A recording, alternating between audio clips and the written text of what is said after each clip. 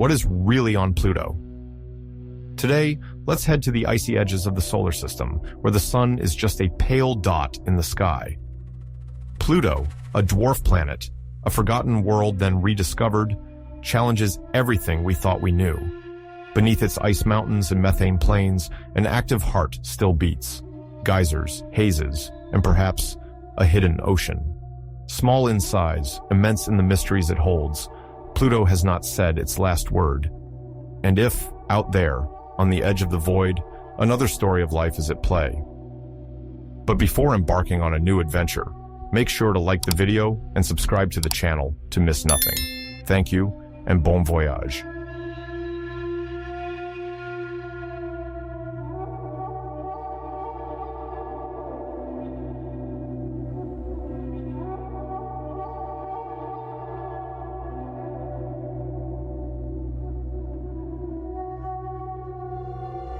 From our viewpoint on Earth, the solar system evokes a vast celestial orchestra where each world follows its trajectory around a single source of energy, the sun.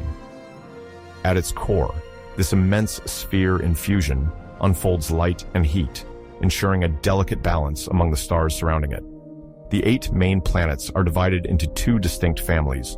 On one side, the rocky planets, closer to the sun, like Earth. On the other, the giant planets, further away, consisting mainly of gas or ice. After Mercury, Venus, Earth, and Mars, a wide zone strewn with mineral fragments forms an orbit around our star, the asteroid belt. It stretches approximately between Mars and Jupiter, like a vast ring inhabited by a multitude of solid bodies of varying sizes. Beyond opens the realm of gas giants, dominated by Jupiter and Saturn, titans composed mainly of hydrogen and helium. Even further, Uranus and Neptune appear as ice giants, with their bluish tint due to the presence of heavier compounds like methane or ammonia. At the edge of the solar system lies the Kuiper Belt, a frozen region populated with distant objects. It is here that Pluto is found, long designated as the 9th planet. Today, it belongs to a very particular category, that of dwarf planets, which emerge from this distant suburb of the sun. Our journey begins here on Earth, ready to cross dizzying distances to better understand Pluto's singular role in this immense cosmic theater.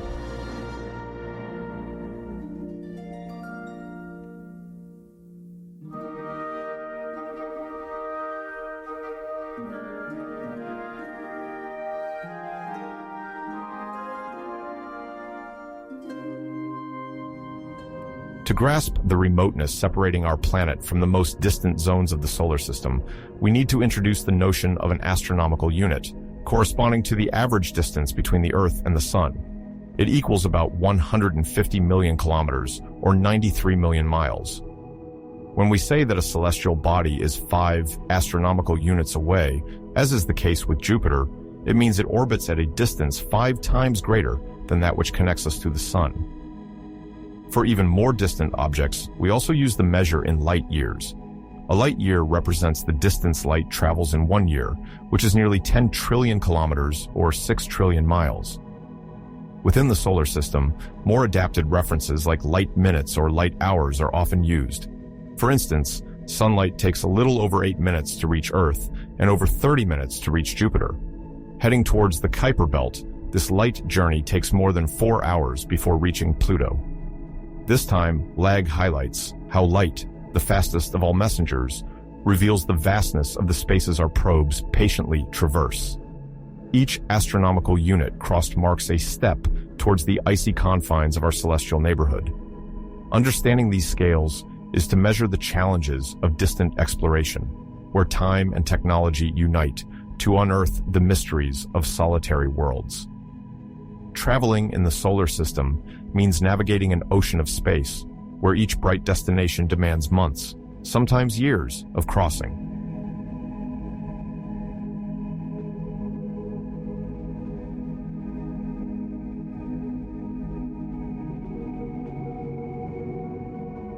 Let's now imagine a progressive journey, a mental traverse of the orbits that separate us from Pluto. Departure happens from Earth, bathed in solar light after a journey of just over 8 minutes. Gaining momentum, we speed towards Mars, located about 3 light minutes further. This red and desert-like planet is already much colder than Earth, with nighttime temperatures dropping below -130 degrees Celsius or 202 degrees Fahrenheit. Continuing onward, we enter the asteroid belt, a vast region filled with rocky debris, silent remnants of the solar system's origins. Our next stop takes us to Jupiter, the giant among giants, more massive than all the other planets combined. With its turbulent atmosphere, colorful cloud bands, and its famous red spot, it stands over 5 astronomical units from the Sun. Further still, Saturn unveils its majestic ice rings, followed by Uranus with its surprisingly inclined rotation, and then Neptune, a distant giant with blue hues. Each of these planets hosts its own satellites, each with its own peculiarities, forming a parade of fascinating worlds. Once past the 30 astronomical unit mark, we leave the domain of the giants to enter the icy expanse of the Kuiper Belt. It's here that Pluto finally appears to us, a tiny frozen sphere slowly revolving around the Sun, marking the final stage of this odyssey through the depths of the solar system. This colossal leap propels us into a realm of shadows, where light becomes scarce, signaling extreme cold and mysteries yet unexplored.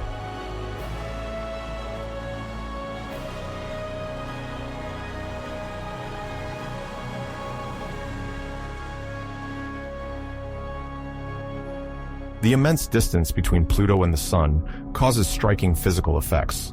The temperature there drops drastically, as solar energy decreases rapidly with distance.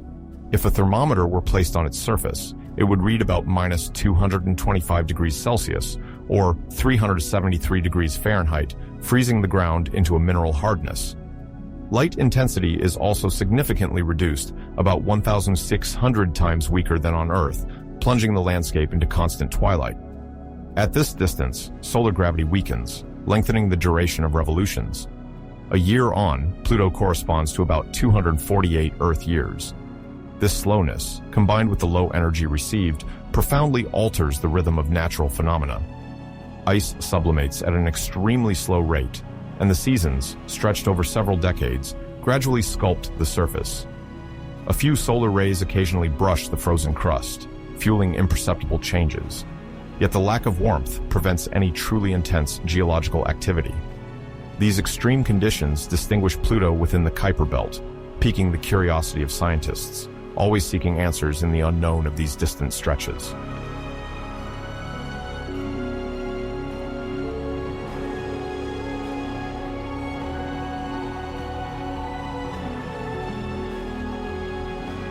In the mid-19th century, the idea that other worlds might exist beyond the known limits of the solar system ignited the scientific imagination. Excited by the discovery of Neptune, several astronomers considered the presence of an even more distant celestial body. The term Planet X, a mysterious name evoking an elusive celestial object, began to be used. During this period of intellectual excitement, advances in mathematics and observational astronomy accelerated the quest. The first clues emerged from the meticulous study of the trajectories of Uranus and Neptune, which displayed strange irregularities. A true hunt for clues began, led by scientists determined to solve this mystery.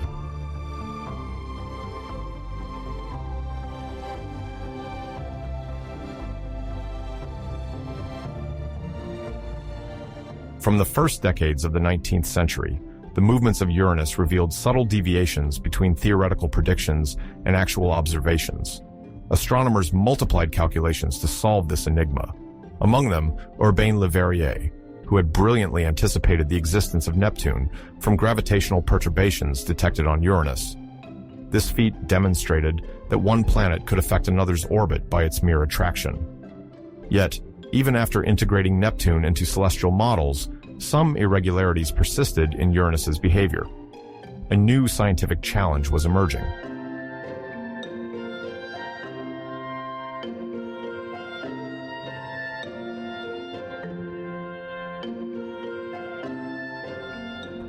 On its side, Neptune is not immune to controversy. Its readings show slight divergences from predictions. These discrepancies, although slight, fuel the hypothesis of another body, even more distant, exerting a gravitational influence. Leverrier considers this possibility credible, but at that time, the instruments were still limited and the measurements too imprecise to conclude. Planet X remains a seductive but theoretical idea.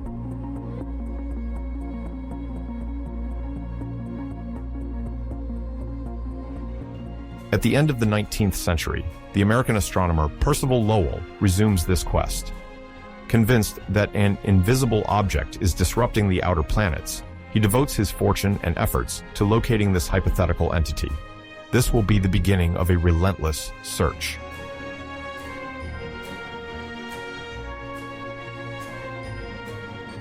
At the beginning of the 20th century, astronomy enters a new era with the advent of photography as an observational tool.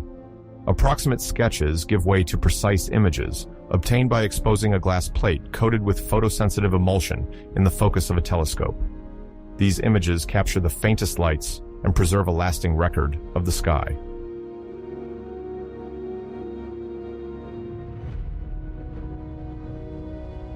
To identify a moving object, astronomers compare two plates taken several days apart. A difference in position, even minimal, can betray the movement of a celestial body. To accelerate this tedious task, an innovative instrument is developed, the blink comparator. Two images are inserted into it, alternating rapidly under the observer's eye. If a bright spot has moved, it flashes on the screen. This process revolutionizes the search for slow and distant bodies.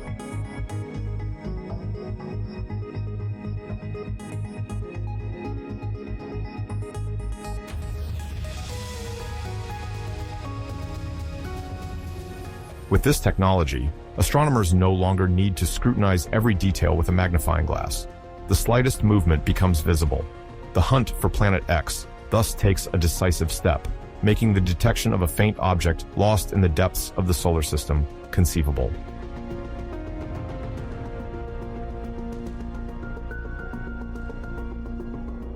In 1894, Percival Lowell founded an observatory on a hill in Arizona, which he named Mars Hill. He sets up teams and equipment there to conduct systematic surveillance of the sky. Armed with his calculations, he designates an area where the famous Planet X might be hiding. From 1906 to 1915, he refines his models, taking into account the gravitational influence of the major planets of the solar system.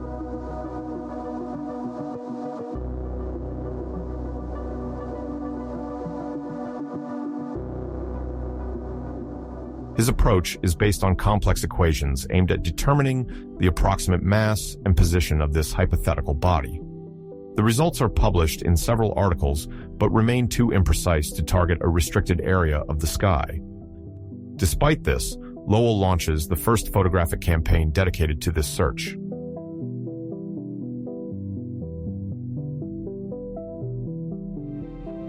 Hundreds of plates are exposed, but some will never be examined in detail. When he dies in 1916, Lowell leaves a valuable legacy, an active observatory, detailed notes, and a conviction shared by those who will continue his quest.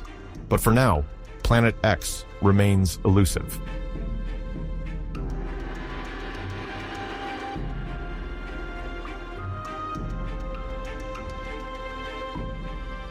Other major figures participate in this adventure. Edward Charles Pickering, director of the Harvard Observatory, conducts photographic analyses with the help of a group of brilliant women tasked with classifying the stars and studying their spectra, among their missions to detect possible unknown objects. Pickering offers his own predictions on the position of Planet X, contributing to a climate of intense research.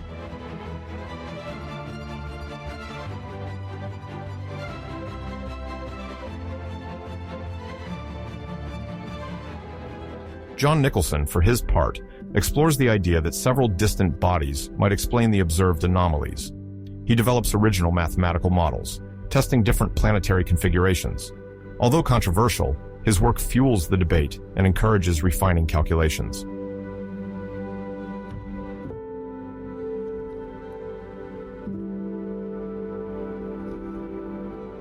Vesto Melvin Slipher, recognized for his studies on galaxies, also works at the Lowell Observatory. He improves instruments, perfects photographic techniques, and seeks to capture the faintest glows. His work enhances the capabilities of the observatory for a major discovery.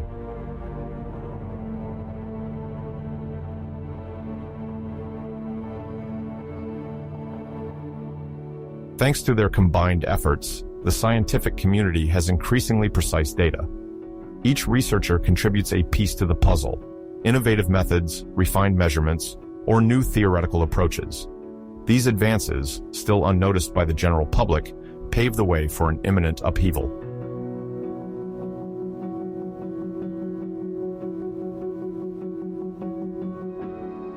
In 1930, the search for a planet beyond Neptune reached its peak thanks to the energy and determination of a young American astronomer, Clyde William Tombaugh. He fulfilled the dream of Percival Lowell, a wealthy astronomy enthusiast, who hoped to prove the existence of an unknown celestial body, often referred to as the mysterious Planet X. His discovery sent shockwaves through scientific communities and the global press.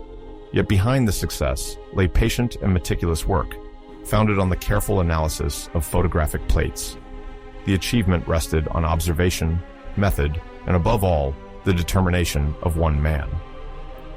To fully grasp the significance of this event, it's essential to understand Tombaugh's journey and the exceptional circumstances that led him to the observatory founded by Lowell.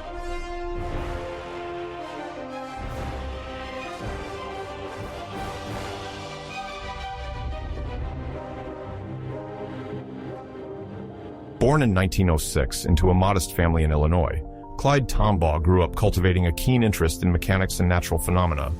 A curious teenager, he became passionate about the stars. Lacking professional equipment, he built his own telescopes, assembling lenses and mirrors and fine-tuning his optical settings. Every night, he observed the Moon, Mars, Jupiter, and recorded his impressions in remarkably precise sketches.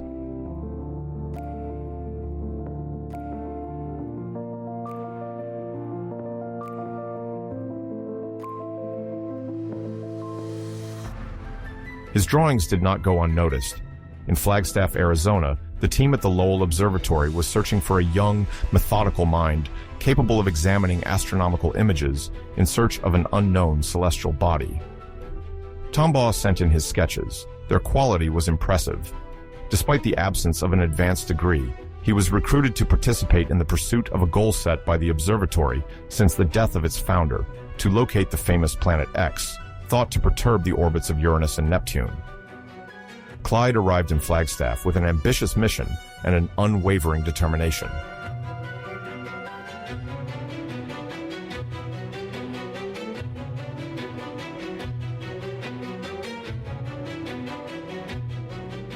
As soon as he arrived, Tombaugh familiarized himself with the instruments specially designed for this search. The protocol relied on an observation technique well known at the time, taking two photographs of the same field of stars a few days apart, then comparing the images. Each photograph was captured on a glass plate coated with light-sensitive gelatin. The exposure sometimes lasted several hours to capture extremely distant and faint objects.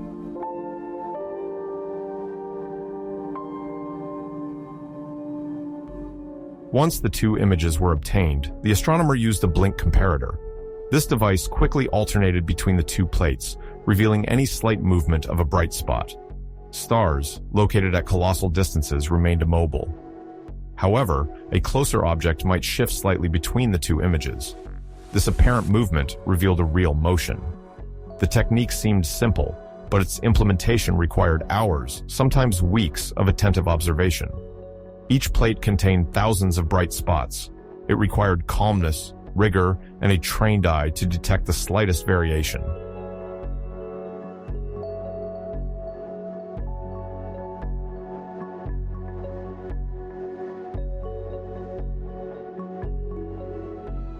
With perseverance, Tombaugh eventually noticed, on two plates separated by a week, the movement of a bright spot that defied usual classifications. The Arizona winter sometimes complicated the nights of observation, but the astronomer persisted. On February 18, 1930, he unmistakably identified a celestial object that was neither an asteroid nor a comet. Its position beyond Neptune's orbit was intriguing.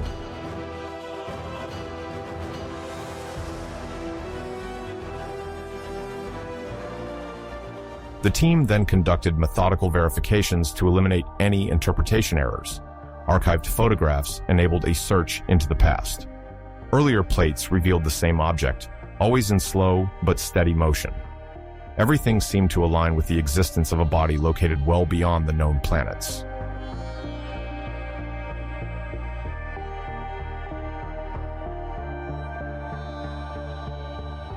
Once the verifications were completed, the observatory reported the discovery to the International Astronomical Union, the authority responsible for validating and naming new celestial objects.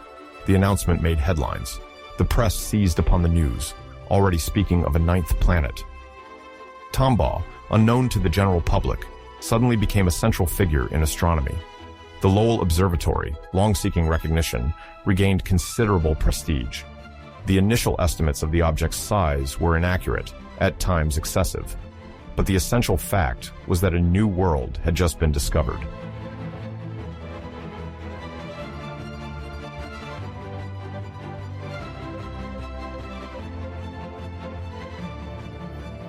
The new celestial body was yet to be named.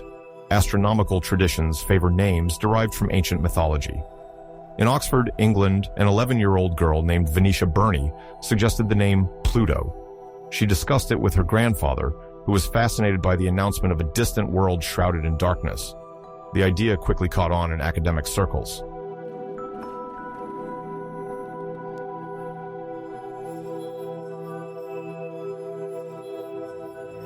Sent to the Flagstaff Observatory, the proposal was unanimously accepted. In March 1930, the vote officially endorsed this name. Pluto evokes the Roman god of the underworld, ruler of the depths and eternal cold. An evocative, coherent choice soon adopted worldwide. In this way, Venetia made history with a suggestion as poetic as it was pertinent.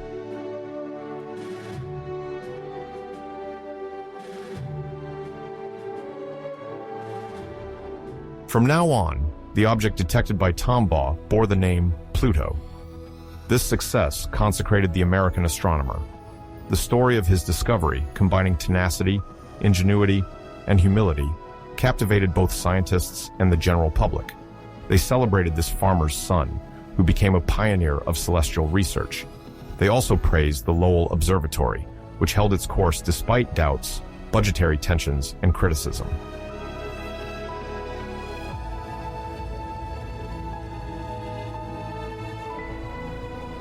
After the discovery of Pluto in 1930, enthusiasm quickly spread to observatories. A new celestial body opened up to telescopes worldwide. Far from being a mere curiosity, it fueled various speculations. Some hoped it would finally resolve the anomalies observed in the orbits of Uranus and Neptune. Others imagined it could rival the major planets in mass. But the initial readings, difficult and sometimes contradictory, struggled to establish clear facts. Between technical uncertainties and theoretical debates, the period from the 1930s to the 1950s was marked by a profound lack of understanding of Pluto's true characteristics.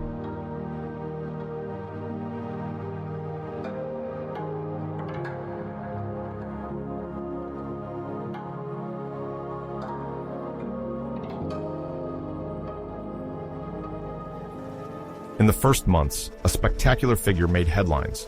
Several astronomers estimated that Pluto could weigh as much as Earth, 5.972 x 1024 kilograms or 13.17 x 1024 lbs.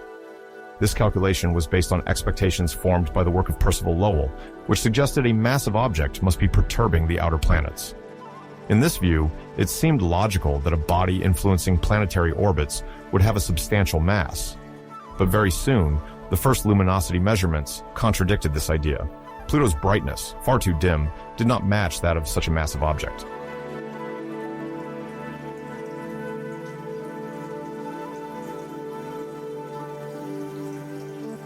As data improved, hypotheses evolved.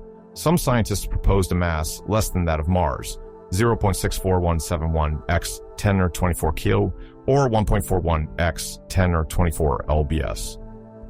Others placed it between that of the Moon and the Red Planet. The discrepancies in estimates reflected the limits of available instruments and the absence of a standardized method. In specialized publications, the values diverged, oscillating with each observation. By the late 1940s, one point seemed established. Pluto was much smaller than expected and could not, on its own, justify the orbital irregularities identified earlier in the century.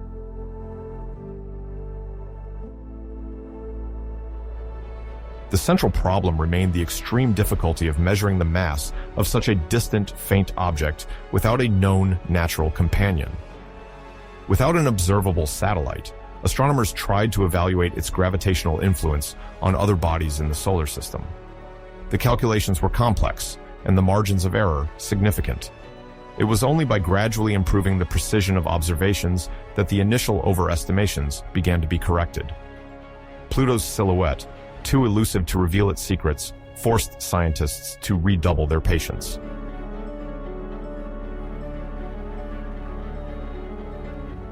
While questions of mass remained without a definitive answer, a major breakthrough occurred in another domain.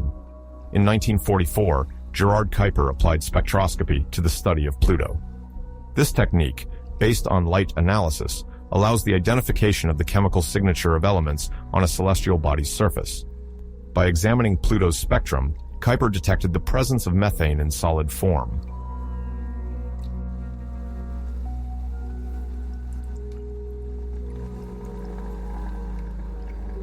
This discovery changed the perception of the object.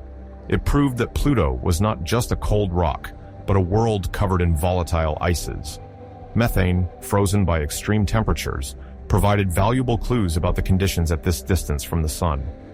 This compound, common on Earth in gaseous form, condenses in the coldest regions of the solar system. The presence of this ice drew attention from specialists. It suggested a complex composition and reignited hypotheses about Pluto's chemical origin.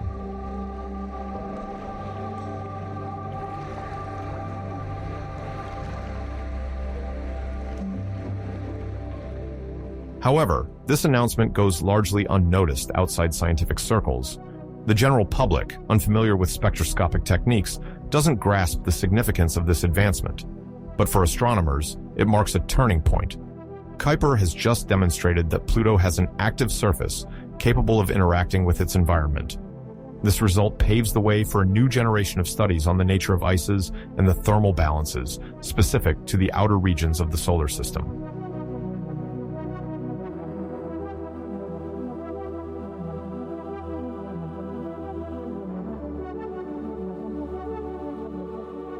Despite these discoveries, observing Pluto from Earth remains a major challenge.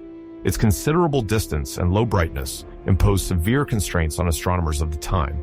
The object's apparent magnitude reaches 15, a level that requires powerful telescopes and prolonged exposure times. The images must be carefully adjusted, and the slightest atmospheric turbulence is enough to blur the results.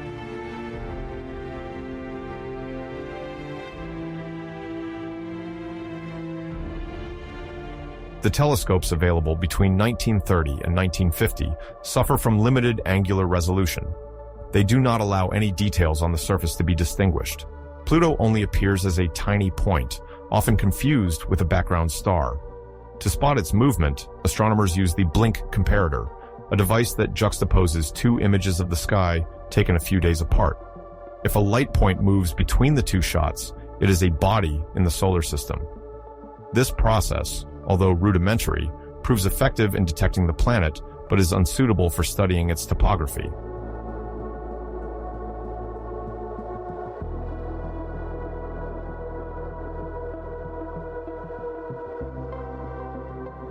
Faced with these difficulties, researchers multiply their initiatives. Some extend exposure times, while others test new chemical processes to improve the sensitivity of photographic plates. Attempts at prolonged visual observation are even conducted in the hope of catching fleeting clues. Yet, the images remain blurry. The Earth's atmosphere, always unstable, prevents the resolution of the slightest details.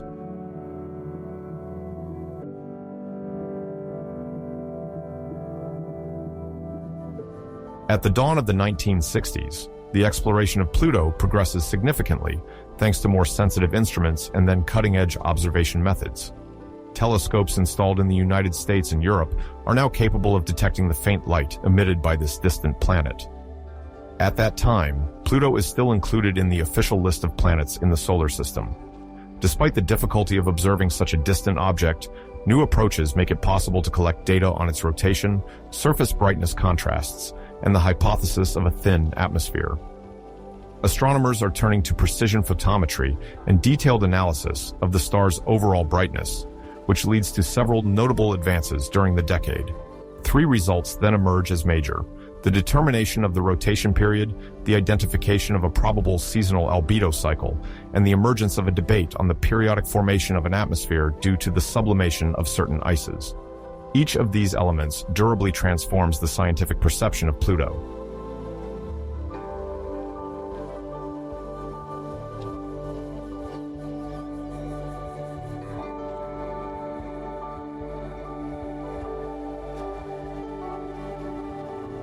From the early 1960s, researchers focused their efforts on the precise measurement of Pluto's brightness. They use photometry for this, which consists of recording the light reflected by the star and tracking its variations from one night to the next. This process relies on filtering the light according to different bands in order to discern any changes in hue or intensity. The use of electric photometers, more efficient than the old optical devices, finally allows for reliable measurements.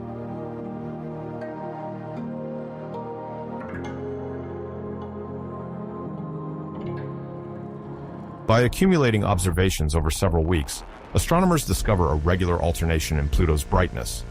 These fluctuations, once related, trace a light curve, a graph representing the variation of apparent magnitude over time.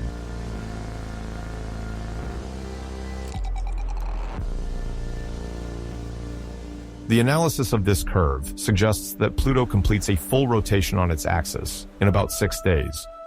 This estimate, soon refined to a little less than 6.5 days, reveals a moderate pace, far from the very rapid rotations of some satellites or the slow movements one might expect from a body so far from the Sun. This precision on the rotation also sheds light on how the surface alternates between illuminated and shaded areas.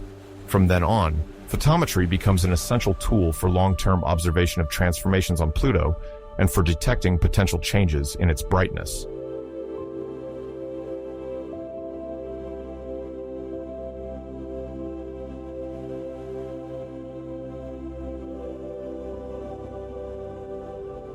The second major step forward in the 70s concerns the hypothesis of a seasonal albedo cycle for Pluto. Albedo refers to the proportion of sunlight that a surface reflects back into space. A bright, highly reflective surface has a high albedo. A dark surface, on the other hand, absorbs most of the energy it receives.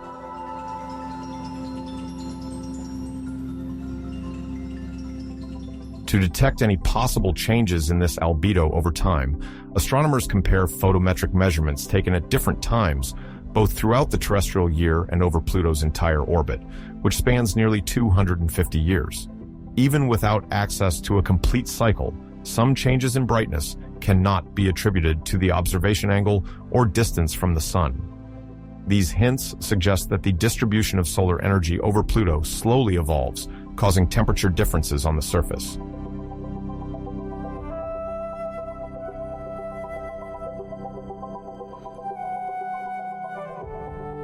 These thermal differences, although slight, on the order of a few tens of degrees below absolute zero, are enough to cause the partial melting of surface ice layers, or their refreezing, depending on the intensity of the radiation. These transformations directly affect the overall albedo of the celestial body. A thin layer of fresh ice reflects more light, while a dark area, free of frost, reflects less. Pluto thus becomes brighter or duller, depending on the extent of its icy surfaces. For scientists of the time, this internal dynamic, revealed by subtle clues, challenges the static image of this frozen world.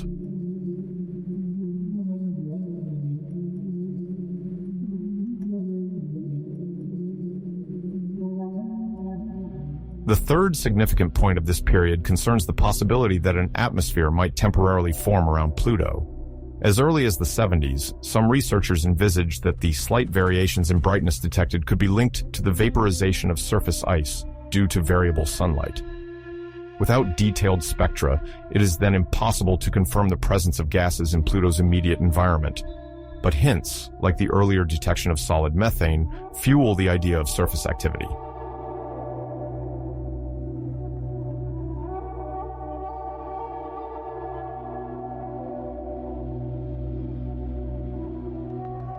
Two compounds particularly draw attention: nitrogen and methane.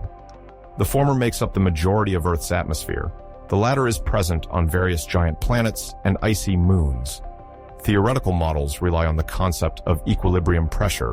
When the temperature exceeds a critical threshold, part of the ice passes directly to a gaseous state, forming a thin atmosphere. A drop in temperature then reverses this process, with the gas recondensing on the surface.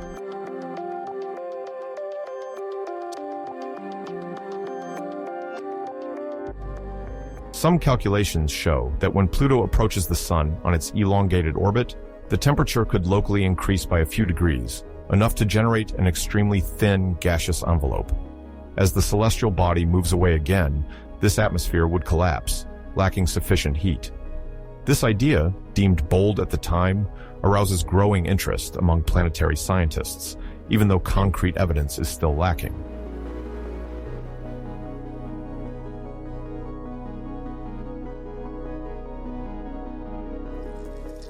To refine this hypothesis, astronomers designed models simulating the effects of temperature and pressure on the sublimation of nitrogen and methane ices. Many unknowns persist: the exact nature of the surface materials, the distribution of ice zones, the local influence of albedo. A dark region, for example, will capture more heat, favoring gas formation. A bright, cooler area will slow down this process. Analogies with polar caps or tropical bands are then evoked, unprecedented concepts for such a distant object. Lacking precise images, researchers cross-reference the available data: variations in brightness, approximate spectra, distribution of observed bright areas.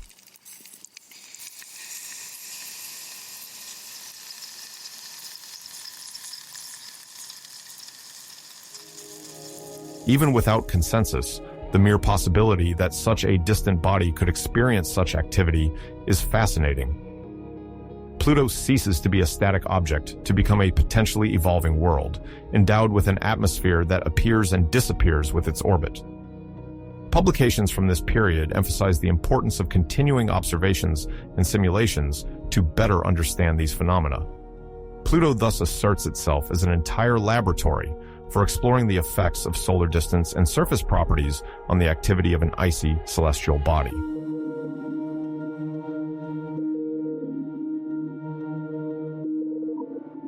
At the end of the 1970s, research took a step forward.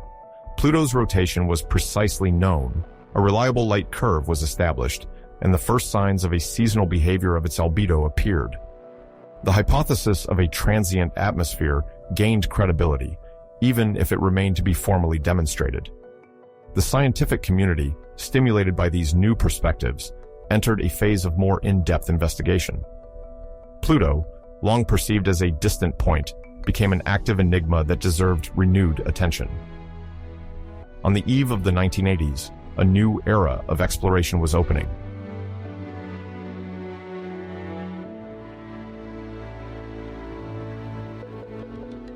In 1978, a decisive turning point profoundly altered our understanding of Pluto. During this period, several astronomers were striving to better define the position and trajectory of this distant stellar body.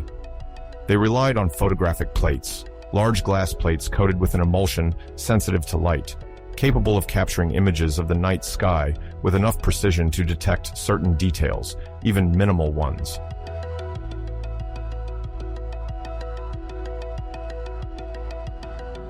James W. Christie, an astronomer at the United States Naval Observatory, was tasked with refining the data related to Pluto's orbit.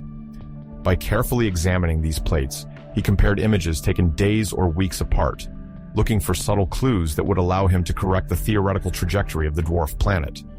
It was during this task that he observed not just a simple displacement of Pluto, but a slight protuberance regularly appearing on its edge. This detail seemed to move around Pluto's tiny disk in a repetitive cycle, suggesting the presence of a previously unknown object.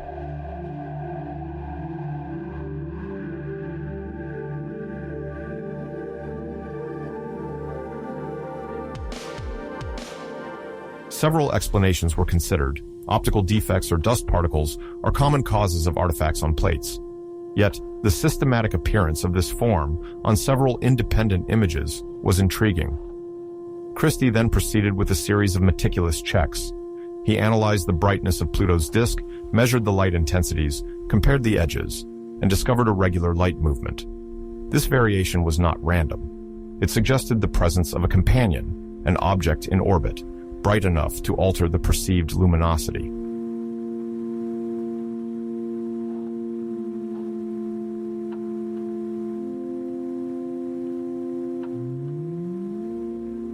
At the scale of a photographic plate, simple fractions of a millimeter or inch can reveal major clues. These tiny discrepancies became a signature. For Christie, all indications were that a satellite was orbiting Pluto. Initially received with caution by his colleagues, this finding eventually prevailed. Data accumulated and images converged.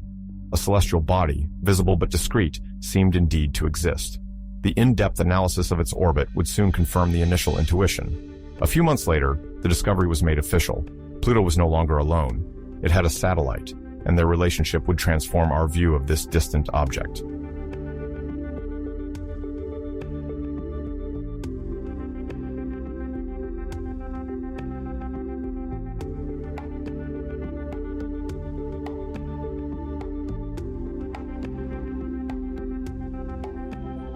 The new satellite was quickly named Charon. By studying its trajectory, astronomers observed an uncommon gravitational configuration. In most cases, moons are much less massive than their planet, and the common center of gravity, the barycenter, remains buried within the latter. This is the case, for example, with the Earth-Moon system. But here, the situation was different.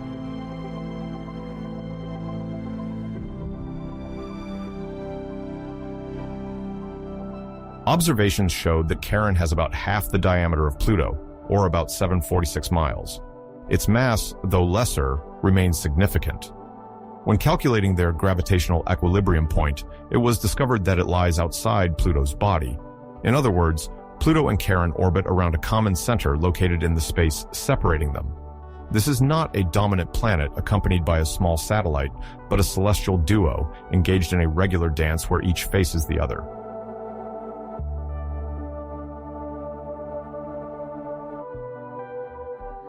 To visualize this phenomenon, one can imagine two objects of comparable masses connected by a rod.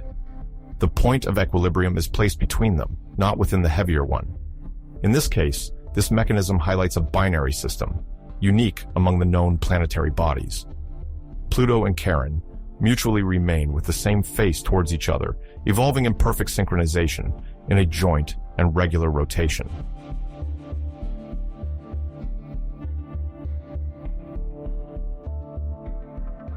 This configuration offers a new interpretative key.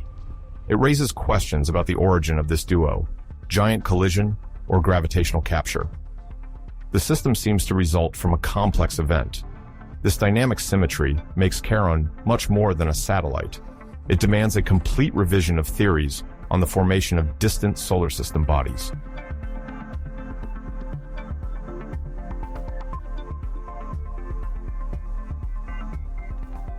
The discovery of Charon allows for a major advancement, a precise estimation of Pluto's mass. Until then, this data relied on assumptions. Astronomers had based their calculations on the orbital disturbances of Uranus and Neptune, thinking Pluto might be the cause. Thus, it had been assigned a mass close to that of Earth.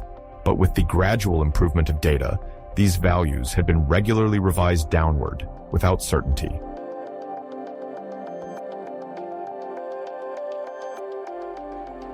With the arrival of Charon, a fundamental change occurs.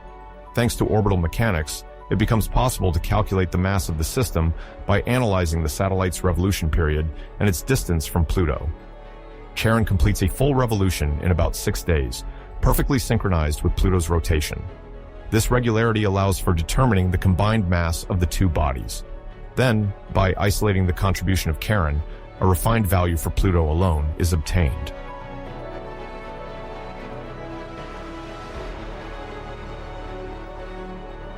The results are striking.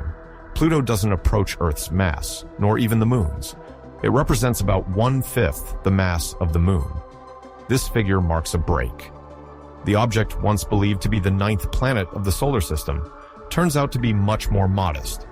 This new estimation does not immediately provoke an official questioning of its status, but it lays the foundations for it.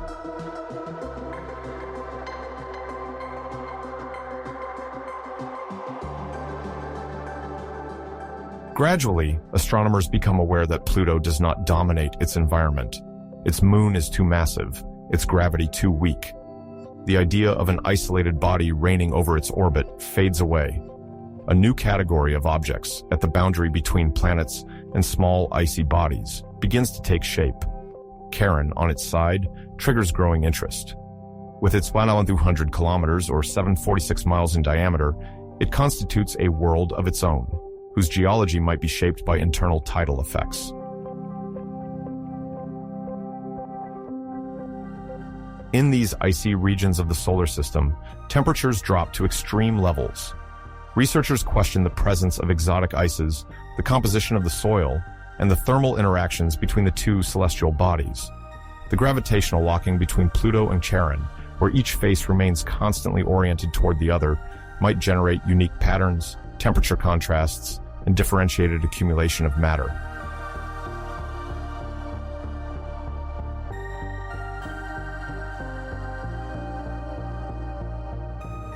The data collected in 1978 paves the way for a series of more ambitious studies. Scientists are considering probing the atmospheres, analyzing the surface, and understanding the internal forces. The discovery of Charon transforms the understanding of Pluto, and with it, that of the entire outer solar system.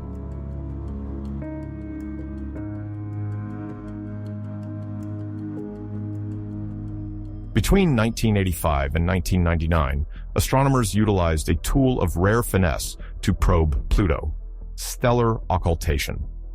This phenomenon occurs when a celestial body passes in front of a distant star, briefly obscuring its light. Around the world, telescopes record the precise drop in brightness, second by second.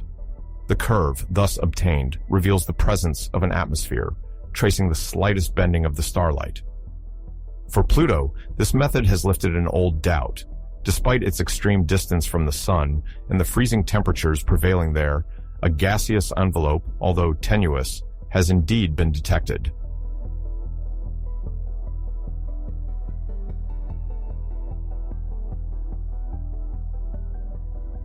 Initial analyses estimated the atmospheric pressure at about 10 microbars. It's 1/1,000,000th of Earth's pressure, but enough to bend and filter the light of a star. This atmosphere is neither frozen nor uniform. It expands or contracts over the course of Pluto's elliptical orbit, depending on the amount of heat received. Composed mainly of nitrogen, it also contains methane and probably other volatile gases.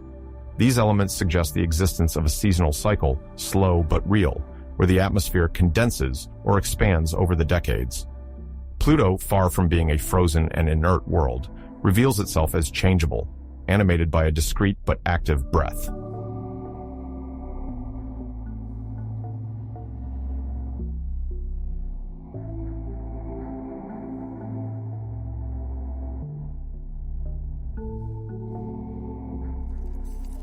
The study of occultations has highlighted a striking effect: the central flash. It is a very brief resurgence of brightness, observed just before or after Pluto completely passes in front of the star. This light peak is explained by the atmosphere's ability to act as a lens, temporarily focusing light towards the observer. This phenomenon reveals a particular organization. The atmosphere is not uniform, but layered. It presents layers of varying density, capable of concentrating the light and briefly amplifying its intensity.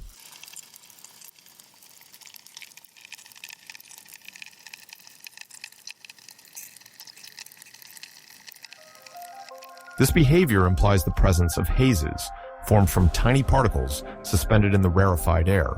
They would be the result of photochemical reactions triggered by the weak solar radiation that Pluto still receives. Despite the distance, this energy is sufficient to maintain a slow but persistent chemistry. The central flashes, though ephemeral, thus reveal the internal architecture of this fragile atmosphere.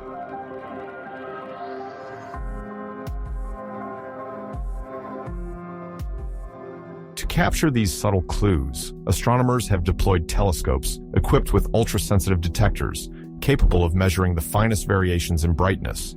The phenomenon lasts only a few seconds, and its detection demands millimetric synchronization. Thanks to these occultation curves, it becomes possible to reconstruct a vertical profile of the atmosphere, layer by layer.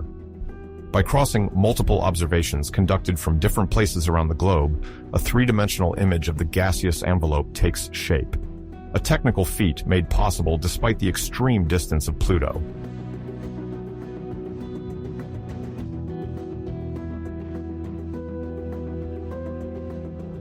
In the 1980s, predictions of occultations became more precise. Calculations of ephemerides allow for the advanced localization of the terrestrial regions where a star will pass behind Pluto. This advancement makes coordinated global campaigns possible. Everywhere, amateur astronomers join the efforts of professionals, mobilizing their instruments to track the slightest luminosity variation.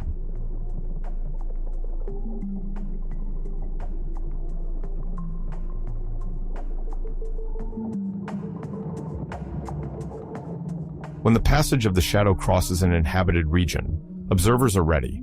Every contribution counts. By overlaying the recordings, scientists can compare the curves obtained from different angles and refine the atmospheric models.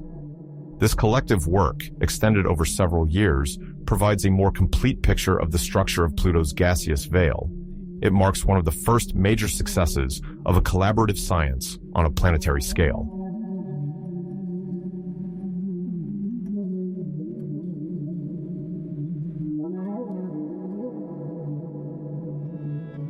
The central flash becomes one of the major goals of these campaigns. Its detection requires an almost perfect position on the shadow's path and ideal weather conditions. Its brevity demands rapid and precise instruments. But when captured, it provides essential data on the shape of the isodense layers, these surfaces where the density of the atmosphere remains constant. Analyses indicate that Pluto's atmosphere is composed of several strata, each characterized by a slightly different temperature. These temperatures, although below 220 degrees Celsius or 364 degrees, still allow some gases to persist in atmospheric form for part of the orbital cycle.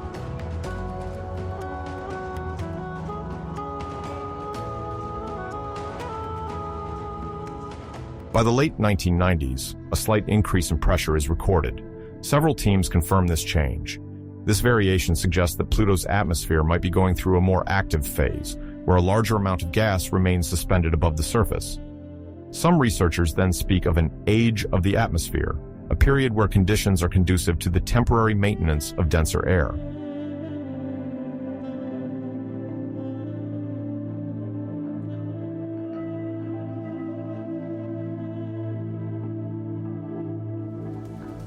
The occultation campaigns have made it possible to gather an abundance of data. They have contributed to refining the understanding of the seasonal mechanisms at work on Pluto. These results, even today, serve as a reference. They are compared to more recent measurements obtained by other instruments, such as those on board the New Horizons spacecraft.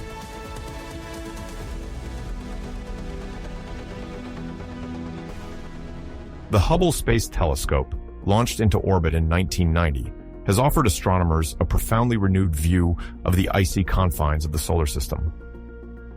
For decades, the observation of Pluto from Earth had been hampered by the immense distance that separates our planet from this distant target, located in the extensive region known as the Kuiper Belt. Even the most advanced terrestrial instruments could reveal only blurry contours on the surface of this small world. In contrast, Hubble, positioned above the atmospheric layers, benefited from unparalleled visual clarity, free from the disruptive effects of Earth's atmosphere. Thanks to its advanced capabilities, this orbital observatory allowed for the creation of a preliminary map of Pluto to identify certain specific ices and to reveal the existence of 2 additional satellites, Hydra and Nix, in 2005. This series of discoveries has considerably broadened our understanding of this isolated system, located at the edge of the domain of Neptune, and has prepared the ground for even more in-depth investigations.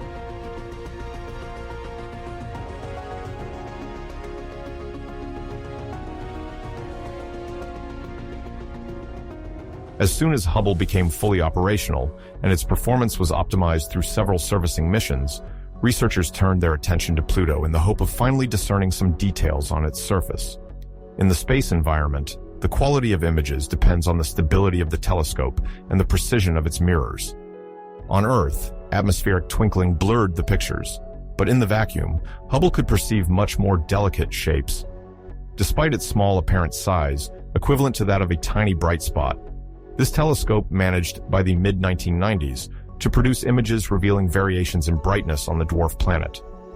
This was a significant breakthrough, as Pluto's small diameter, combined with its extreme distance, had previously made any surface observation particularly difficult.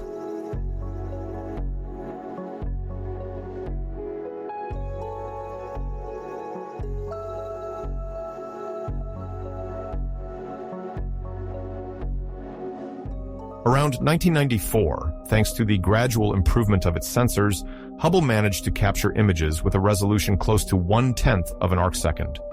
This unit, extremely small, represents a tiny fraction of a degree and allows for the distinction of two very close light sources in the sky. Such precision was crucial to identify contrasts on Pluto's surface. The astronomers then embarked on a comprehensive mapping, revealing 4 main regions with distinct light intensities. These contrasted areas indicated a heterogeneous surface, composed of both bright terrains and darker zones.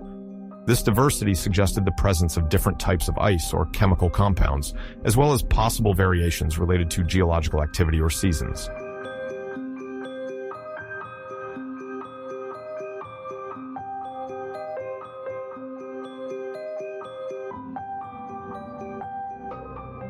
This basic mapping was obtained by combining several shots taken at different times as Pluto slowly completed its rotation in just under 6 Earth days. Scientists gathered these images to create an approximate projection of the surface. The excitement was intense. This was the first time humanity perceived something other than a mere bright spot in place of Pluto. These 4 zones became the first tangible clues of a more complex visual and geological structure. Few expected such variety, as Pluto was considered too distant and small an object to present real surface differences. Yet, reality was proving to be much richer than imagined.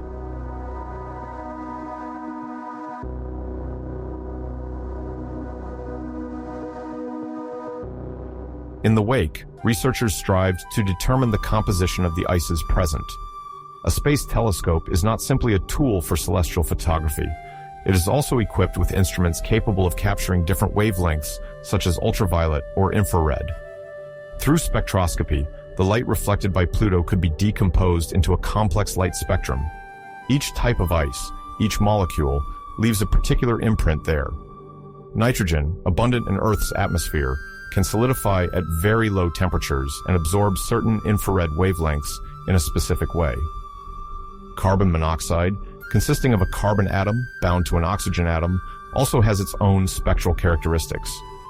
On Pluto, where average temperatures drop to several hundred degrees below zero, many gases are in solid form, which facilitates their remote detection.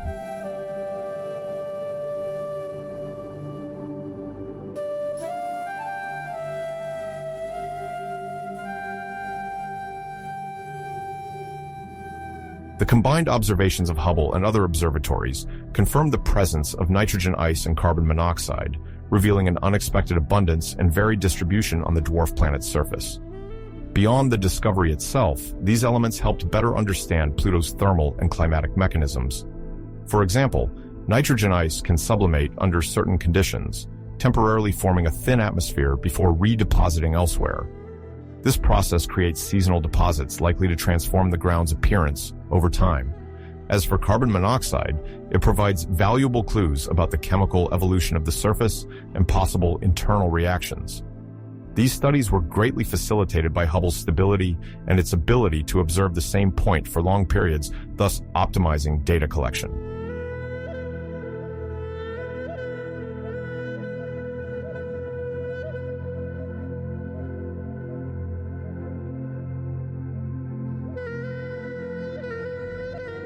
But one of the most striking revelations of that time was the discovery in 2005 of 2 new moons orbiting Pluto, named Hydra and Nix.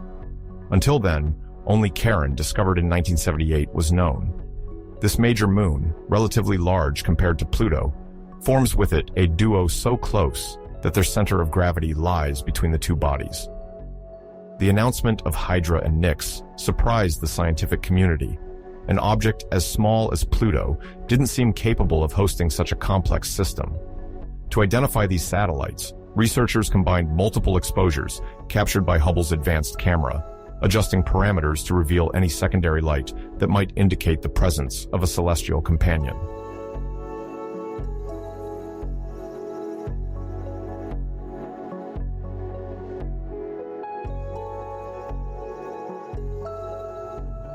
The detection of these moons raised many questions about the dynamics of the Pluto system.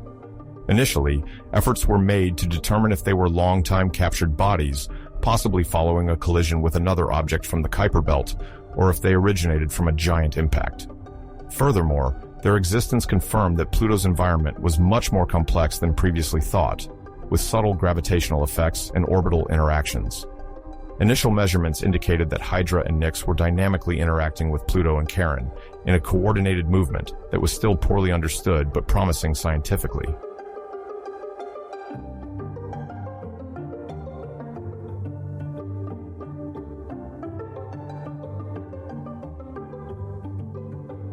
The term Plutino that emerged during this period refers to an object in orbital resonance with Neptune. For every complete orbit of Pluto, Neptune accomplishes 3. This configuration, shared by other objects in the Kuiper Belt, stabilizes their trajectory and protects them from excessive disturbances. The analysis of this resonance and the classification of trans-Neptunian objects justified continued surveillance of Pluto by Hubble. The identification of Hydra and Nix helped reinforce the idea that Pluto constitutes a true multiple system, not just an isolated celestial body.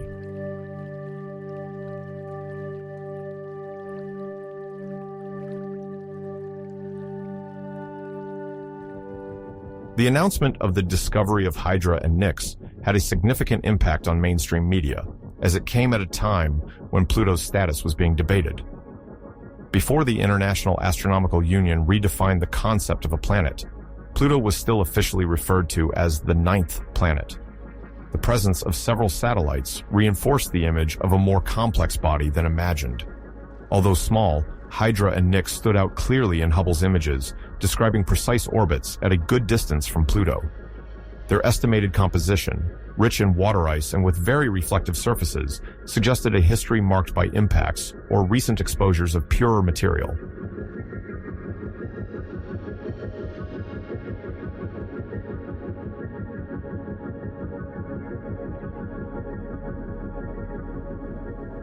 At the end of this period, extending from the 1990s to the mid-2000s, Hubble had profoundly transformed our perception of Pluto and its surroundings. It revealed the first luminous features of an object long reduced to an indistinguishable point, while unveiling the chemical and geological diversity of its surface. The confirmation of the presence of nitrogen and carbon monoxide ices demonstrated an activity influenced by extreme cold, while the discovery of Hydra and Nix reopened the dossier on satellite formation in the outer reaches of the solar system. These revelations paved the way for future missions, preparing the arrival of interplanetary probes ready to cross final frontiers. Without Hubble, many mysteries would have remained buried longer, and the scientific excitement around Pluto might not have reached this level of intensity. Thanks to its remarkable instruments, this telescope has allowed a breakthrough, proving that even at the edges of the sun, nature continues to hold unsuspected wonders, provided we know how to contemplate them with the right eye.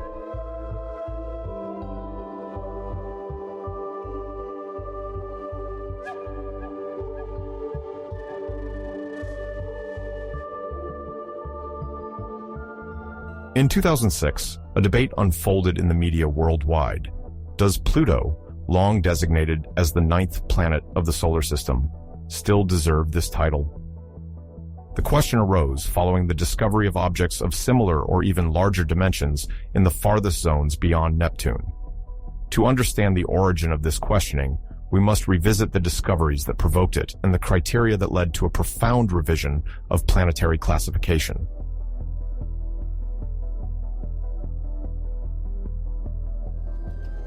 In the early 2000s, more advanced observational instruments allowed the edges of the solar system to be explored with unprecedented precision. These advances revealed the extent of an icy region located beyond Neptune called the Kuiper Belt. It harbors a multitude of celestial bodies that remain discrete for a long time due to their low luminosity and remoteness.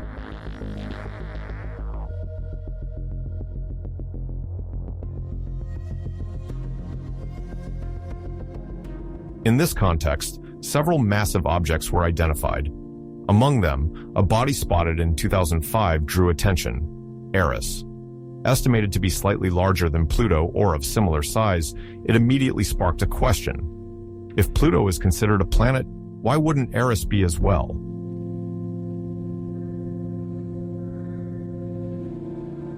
In the months that followed, two new discoveries further reinforced the doubt. Makemake and Haumea emerged as massive objects with astonishing rotation, shape, and composition properties. These bodies intrigue specialists because their existence suggests that the region beyond Neptune harbors much more than just frozen fragments. For some, this argues for an expansion of the planetary family. For others, on the contrary, it underscores that Pluto is just one object among others in this distant belt.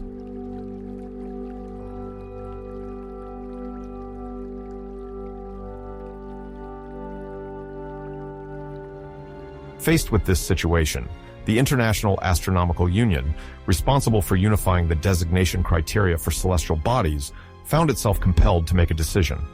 Its members had to now settle an essential question: how to rigorously distinguish a planet from a simple trans-Neptunian object.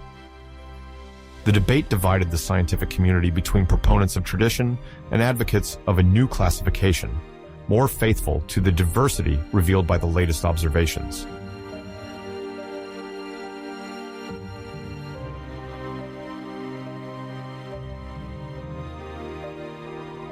Several scenarios were considered.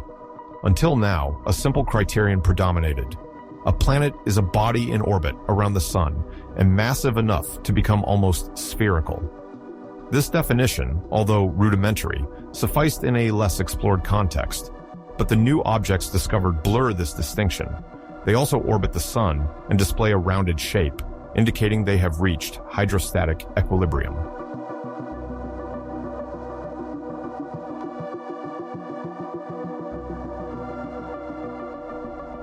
A second criterion then imposed itself: the gravitational influence exerted on their environment. A planet must dominate its orbital zone, clearing or absorbing smaller objects circulating there. However, Pluto does not meet this requirement. Its orbit crosses that of Neptune and traverses a region populated with many icy bodies, preventing it from exerting exclusive control over its neighborhood.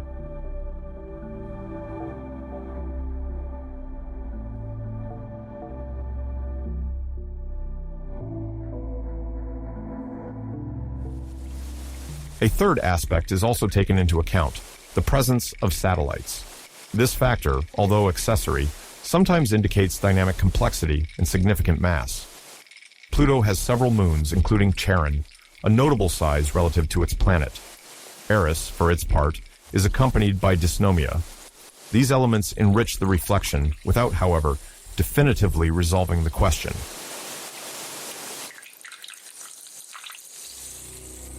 In August 2006, during a General Assembly in Prague, the International Astronomical Union faced a choice: either retain Pluto as a planet and extend this status to other similar bodies, or establish a stricter new definition. The public, attached to the 9-planet model, followed this decision emotionally. However, science advances by revising its classifications as knowledge progresses.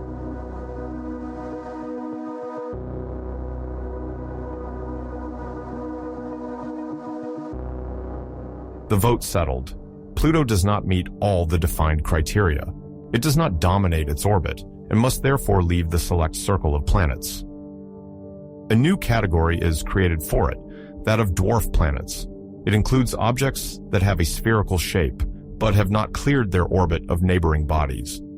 This classification also includes Ceres in the asteroid belt, as well as Eris, Makemake, and Haumea, beyond Neptune.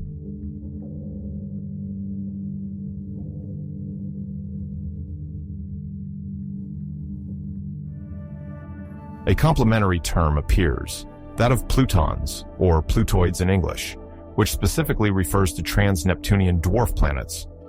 This designation clarifies the celestial landscape and better reflects the diversity of objects observed in the distant regions of the solar system. The planets, in the strict sense, now number 8: Mercury, Venus, Earth, Mars, Jupiter, Saturn, Uranus, and Neptune.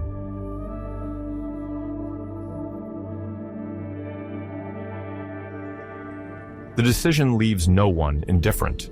Some see it as essential progress, a logical way to redefine the boundaries of the planetary system. Others lament the loss of Pluto as the 9th planet, highlighting the public's attachment to this old classification. The debate extends into the media, petitions circulate, and astronomy courses must be updated.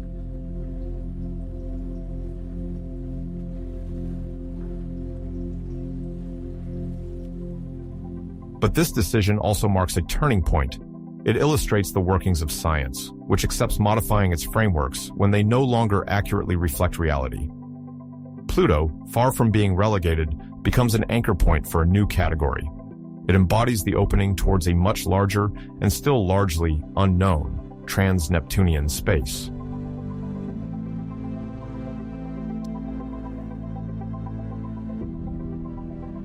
Since that date, dwarf planets have drawn increasing interest.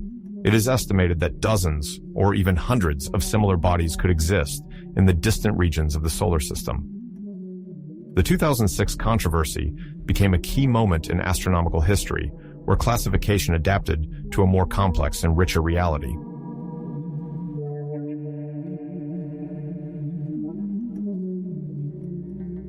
Pluto, despite losing its official planet status, remains a major object for understanding the origin and evolution of the solar system's edges. It continues to orbit in the Kuiper Belt, accompanied by its moons, exposed to a faint solar light, but maintaining a prime position in the collective imagination and scientific research.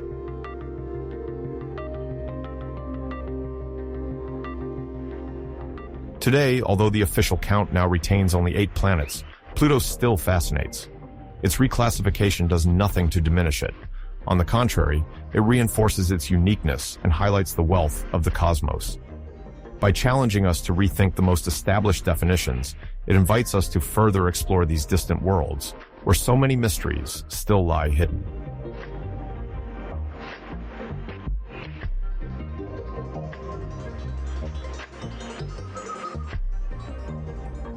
During the years 2011 and 2012, astronomers' interest in Pluto was revived by the identification of 2 new moons orbiting the dwarf planet. During this period, observation campaigns multiplied. It was thanks to the Hubble Space Telescope that these celestial objects, named Styx and Kerberos, were detected. Although Pluto was already known to have 4 satellites, the revelation of these 2 additional bodies changed our perception of the Plutonian system. This discovery leads us into both a technological advance and the exploration of a complex past.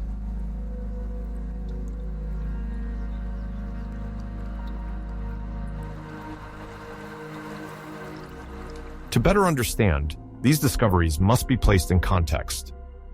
Before 2011, attention was primarily focused on Charon, Pluto's largest satellite, as well as Hydra and Nix, 2 smaller moons discovered in 2005.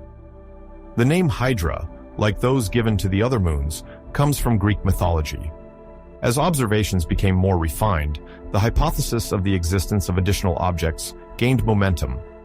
Astronomers then intensified their efforts by capturing images of the dark region where Pluto is located. At this distance, beyond Neptune's orbit, the light is so faint that spotting small bodies is difficult. The cameras of Hubble, endowed with exceptional sensitivity and capable of producing very precise images, proved ideal for this type of detection.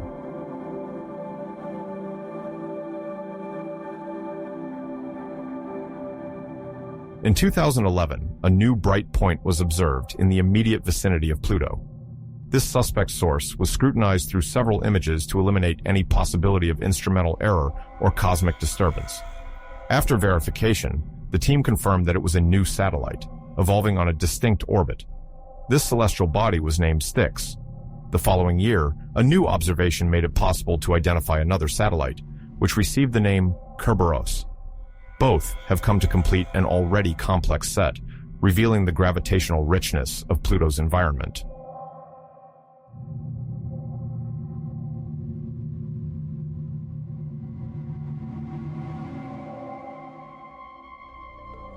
The names chosen for these moons fit into a coherent tradition. Pluto, as the Roman deity of the underworld, had already inspired the names of Charon, Hydra, and Nyx, all linked to mythological figures associated with darkness. Styx, the river separating the world of the living from the dead, extends this symbolism. Kerberos, the guardian of the underworld, reinforces this mythological tableau. Together, these satellites form a constellation of legendary references whose internal logic gives the system a narrative unity.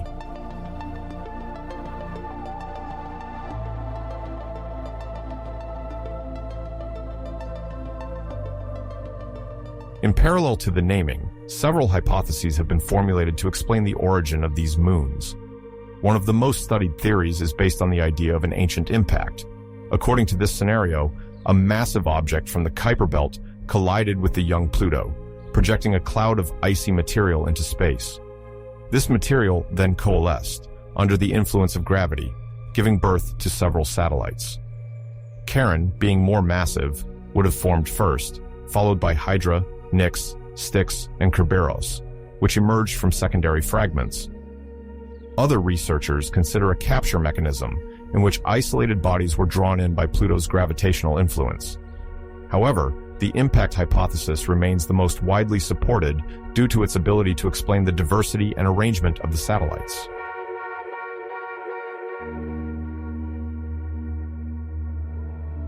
To decide, astronomers analyzed the trajectories of Styx and Kerberos, comparing them to those of the other moons. These movements provide valuable clues about the history of the system. In the case of capture, the orbits would be disordered. On the other hand, a collision scenario would result in more stable trajectories. Initial data show that Styx and Kerberos follow regular paths, which supports the idea of a common origin with the other satellites.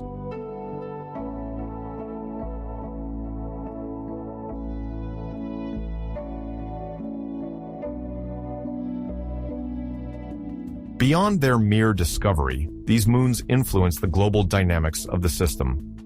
In the distant regions of the solar system, gravity acts subtly. When a group of celestial bodies coexists, each one exerts an influence on the others. Styx and Kerberos, although small, slightly alter the trajectories of their neighbors and are themselves affected in return.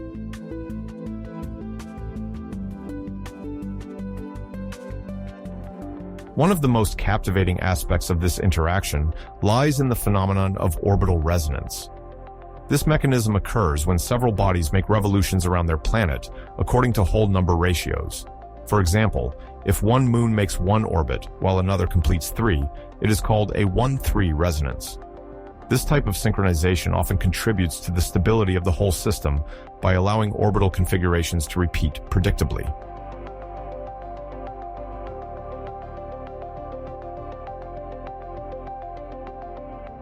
In the case of the Plutonian system, scientists have observed a sequence of resonances expressed by the ratios 1, 3, 4, 5, 6. This means that, relative to Charon, the other moons complete several orbits at well-defined rates. This system of reciprocal relationships stabilizes the whole. Each satellite influences the others through a complex interplay of gravitational forces. Styx and Kerberos fit perfectly into this structure, contributing to Pluto's delicate balance.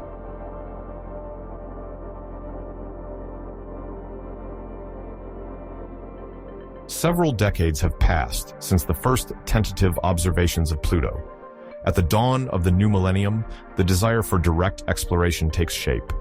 NASA then launches an ambitious program named New Frontiers, intended to support missions to the most enigmatic targets of the solar system.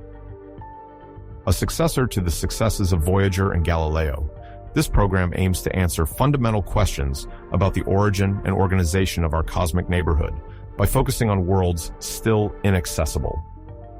In this perspective, Pluto naturally emerged as a priority target, perched at the limits of the planetary system. and shrouded in persistent mystery.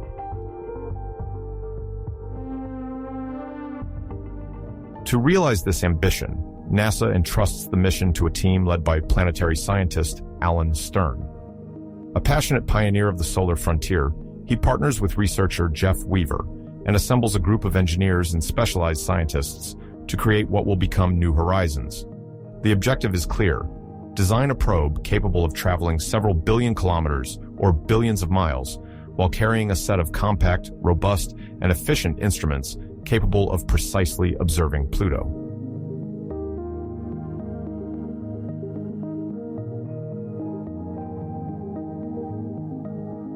The challenge is colossal.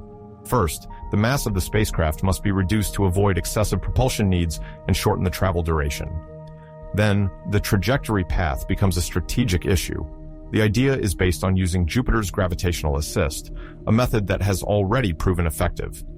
For this, the launch date must be accurately determined to synchronize the probe's position with Jupiter's orbit while contending with constant budgetary and institutional constraints. Between 2000 and 2005, the project evolves, going through several iterations and successive validations. Finally, the mission receives decisive approval, marking a major milestone in the history of interplanetary exploration. New Horizons is ready to redefine our vision of Pluto.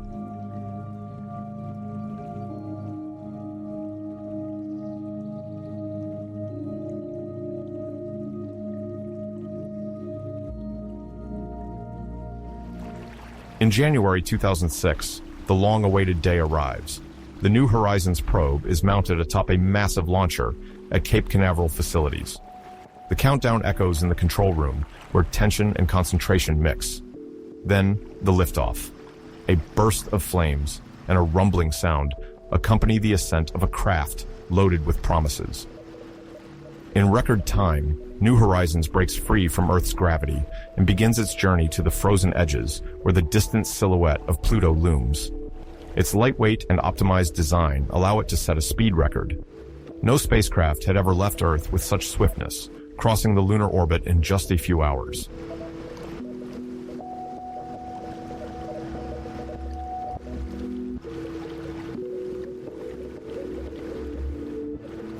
But to truly reach the farthest regions, a further boost is necessary. The chosen approach relies on Jupiter's gravitational effect, acting as a natural propeller. By passing close to the giant planet, New Horizons captures some of its gravitational energy, significantly accelerating its trajectory. This crucial passage occurs in 2007. The probe skims Jupiter's clouds, sends unprecedented observations of its moons and atmosphere, and emerges with increased speed, enough to approach the Kuiper Belt sooner than expected.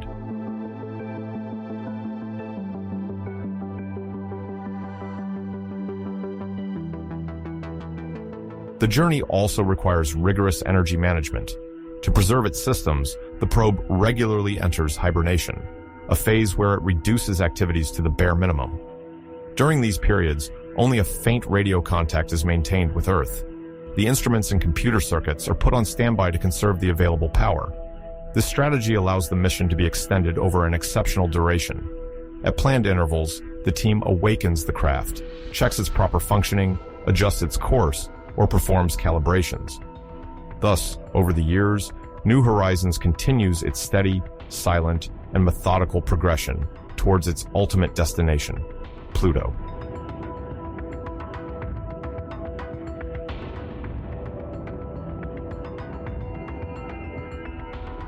New Horizons carries a carefully designed scientific arsenal to study Pluto from every angle. Among these instruments, Ralph stands out as a multispectral imager capable of capturing visible and infrared light. It maps Pluto's surface, identifying different ices and organic materials.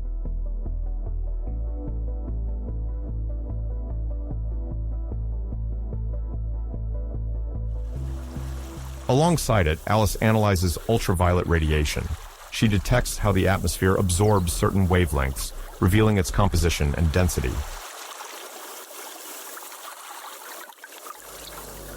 For the finest visual details, Lori comes into play. This high-resolution telescope takes highly precise images, useful for both navigation and topographic study.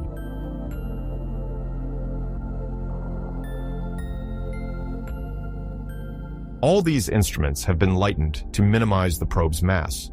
The power supply relies on a nuclear generator, which converts the energy from the decay of radioactive material into electricity.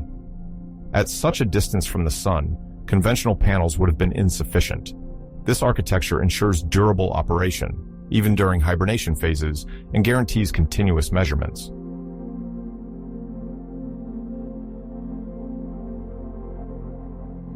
The data, once collected, is recorded on board and then transmitted to Earth at a limited rate, requiring rigorous selection. Besides imaging, the probe must also probe the atmosphere and interactions with the solar wind. REX uses radio signals to measure the temperature, pressure, and atmospheric structure when the probe passes through Pluto's shadow. SWAP, on the other hand, observes how the solar wind shapes the dwarf planet's outer environment, shedding light on the mechanisms of atmospheric dissipation.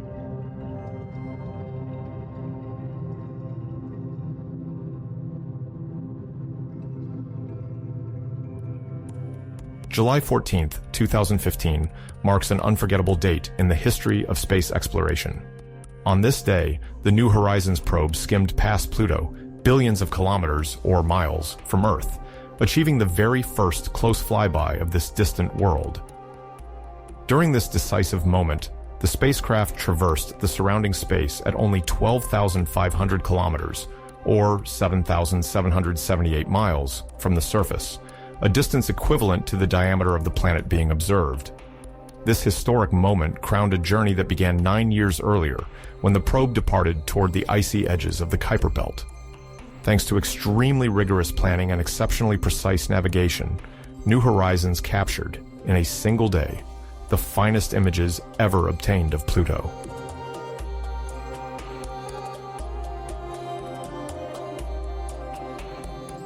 The trajectory followed was determined by a series of meticulous corrections, defined to ensure maximum proximity to the surface while avoiding any risk of collision. As it approached its target, the probe was speeding at nearly 50,000 kilometers, or 31,068 miles per hour, crossing the Pluto system with remarkable efficiency. Its autonomous guidance and onboard radar enabled it to maintain a perfect course, ensuring a pass just 12,500 kilometers, or 7,778 miles, above the ground. At this scale, the margin of error was minuscule, underscoring the technical excellence required for such an achievement.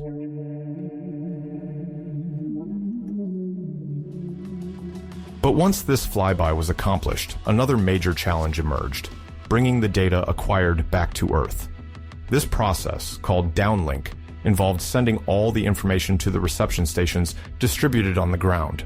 The extreme distance between the probe and our planet imposed a reduced bitrate, making it impossible to send the observations quickly and continuously. The ground team developed a rigorous schedule spread over 16 months, allowing for progressive and structured data transfer. Each instrument on board had an order of priority so that crucial measurements, such as those related to surface composition or thin atmosphere, were transmitted first.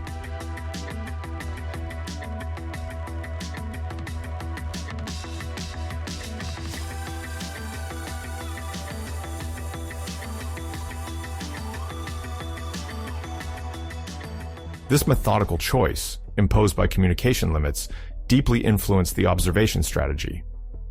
During the passage, New Horizons focused its efforts on high-definition snapshots, spectral surveys, and targeted thermal measurements to best document Pluto's geology and atmosphere. The data, once recorded, were stored in reinforced storage units, ready to be sent in successive batches, each required to meet precise contact windows. When a digital data block reached its destination, researchers immediately mobilized to exploit it. The wait between each batch could last several weeks, but each new receipt brought another piece to the Plutonian puzzle.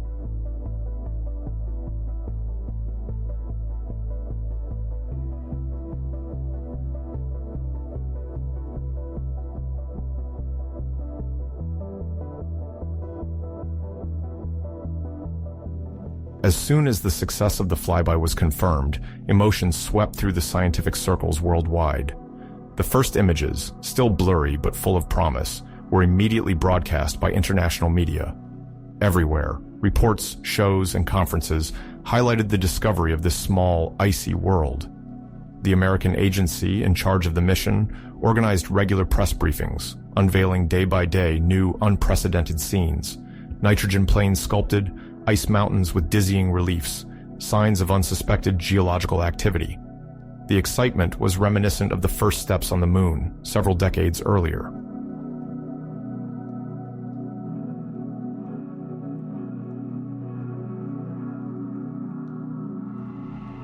Digital platforms played a central role in disseminating these advances.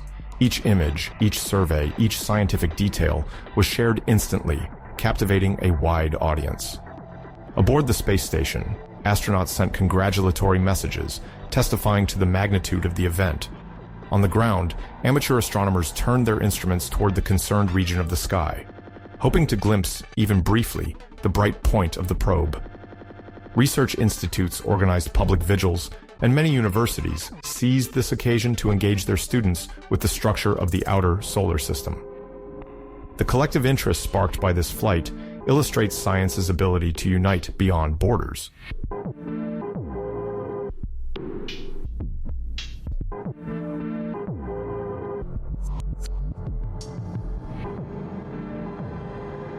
The moment of the flyby was not a simple passage, but a dense sequence of approximately 22 hours of continuous observations. During this time frame, the probe captured crucial data not only on Pluto, but also on Charon and the other satellites of the system. The onboard instruments worked tirelessly, scrutinizing the topography, measuring the composition of the soils, and probing the thin atmospheric envelope. Every movement, every orientation had been pre-programmed with extreme precision to optimize every second of visibility. As soon as this window closed, the probe reoriented its main antenna toward Earth, initiating the long transmission process.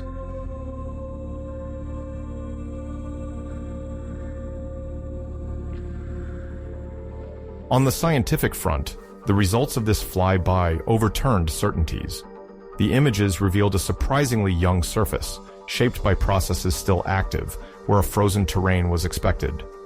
Variations in brightness revealed the presence of moving ice, suggesting an internal dynamic. For researchers worldwide, these discoveries embodied the momentum of a humanity always in search of knowledge. As soon as they were received, these images evoked awe, questioning, and above all, the hope for new, even more ambitious missions to the unknown frontiers of the cosmos.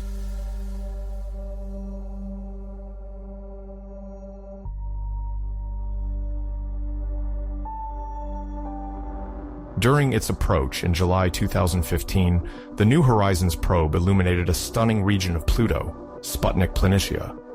Located in the equatorial hemisphere, this immense plain stretches over several hundred kilometers or miles and is distinguished by a remarkably uniform surface, practically devoid of impact marks.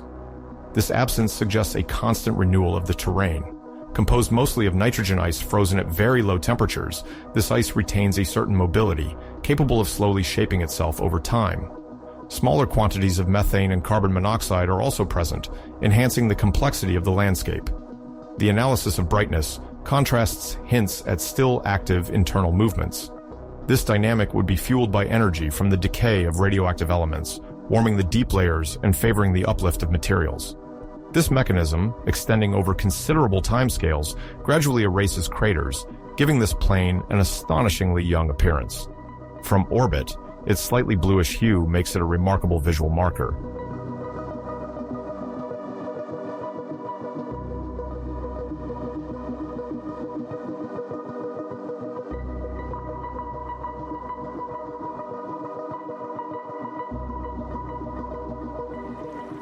Near this vast plain, two monumental reliefs attracted attention: the Wright and Picard Mountains.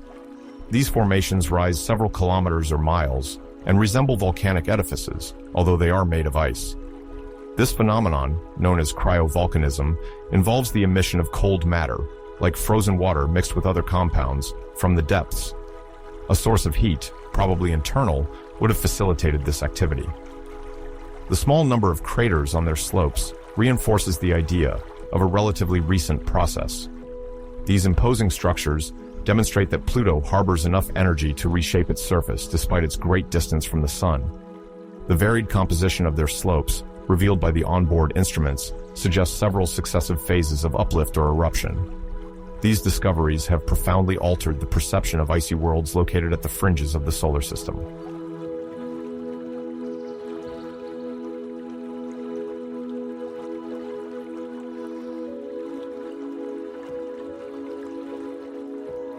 The surface of Sputnik Planitia is traversed by polygonal patterns, signs of a convection phenomenon.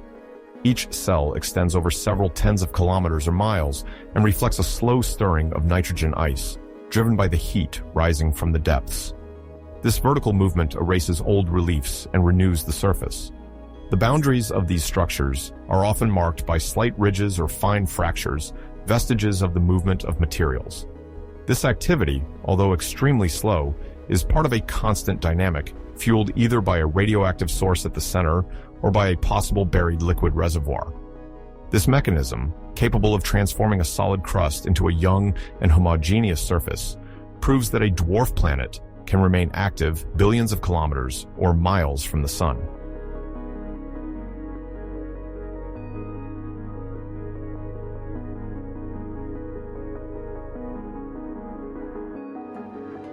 The measurements taken by New Horizons revealed that a thin atmosphere surrounds Pluto, extending far beyond its surface.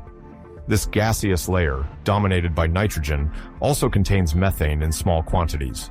When exposed to sunlight, this gas undergoes reactions that produce complex particles, giving rise to a bluish haze. This tint, visible on the probe's images, results from intense photochemical phenomena. By analyzing the sunlight passing through the atmosphere, scientists were able to establish ultraviolet profiles, revealing a layering of strata and a changing density with altitude. Pluto's eccentric orbit causes seasonal transformations, expanding or compressing this gaseous layer over time. These observations demonstrate that a tenuous environment can nevertheless develop complex chemistry, even under very weak solar radiation.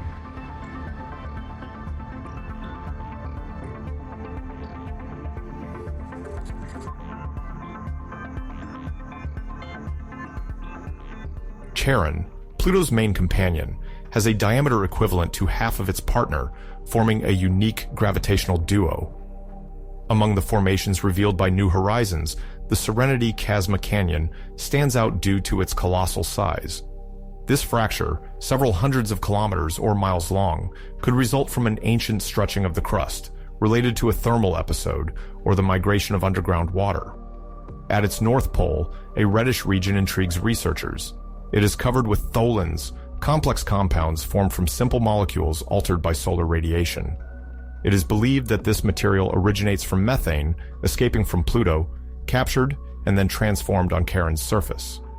The rest of the terrain is essentially composed of water ice, more stable than nitrogen ice. These traits bear witness to a tumultuous past, shaped by both mechanical and chemical forces.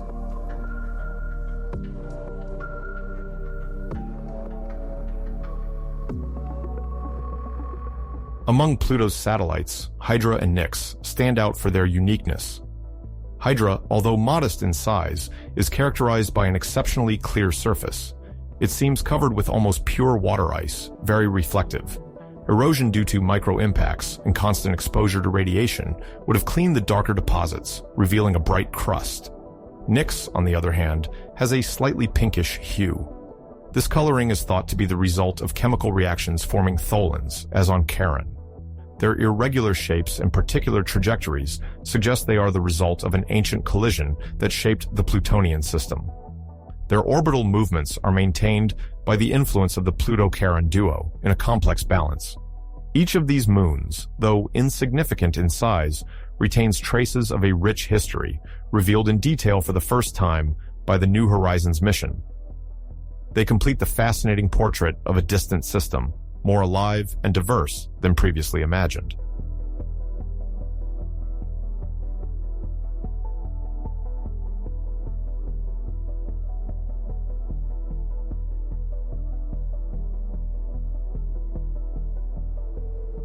Following the passage of the New Horizons probe in July 2015, an immense volume of data was progressively transmitted to the scientific teams. Once all this information was fully received, a vast analytical program was launched to deeply explore Pluto's internal composition, the nature of its ices, and the chemical complexity of its environment. Between 2016 and 2021, a series of rigorous studies refined our understanding of this distant world. For this, researchers employed cutting-edge tools, combining radio science, telescopic observations, and sophisticated climate simulations. Here are the major results of this intense period.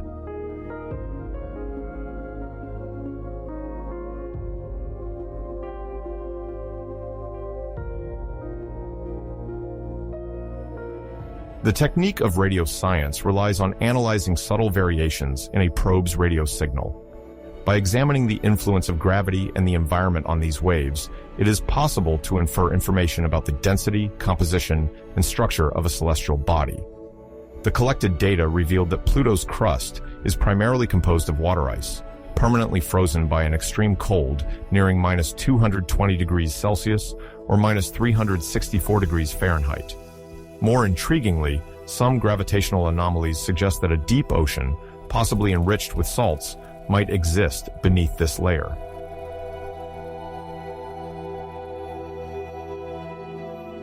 This liquid environment would be maintained by residual internal heat, stemming from the decay of radioactive elements in the core, as well as by the pressure exerted by the upper icy layers. Compounds detected on the surface reinforce the hypothesis of salinity, capable of keeping water in a liquid state. If this structure is confirmed, Pluto would join the rare celestial bodies of the solar system that could host an aqueous reservoir, a criterion often associated with the search for conditions favorable to the emergence of life.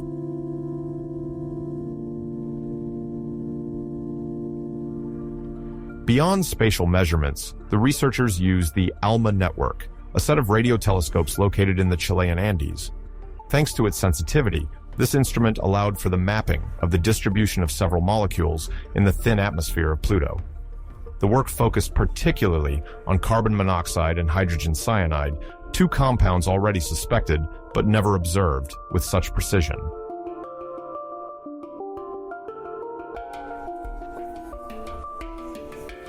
These molecules play a central role in the interactions between the surface and atmosphere.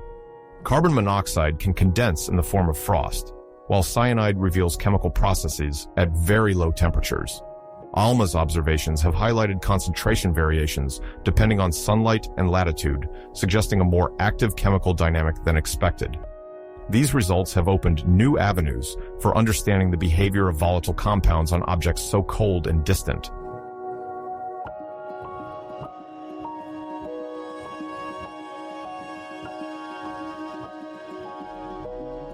In continuation of these observations, the researchers modeled the seasonal evolution of Pluto, whose year lasts nearly 248 years. Each season extends over several decades, with atmospheric changes occurring on a very different scale than on Earth. By combining data from New Horizons, telescopic measurements, and numerical calculations, they reconstructed thermal and atmospheric evolution over time.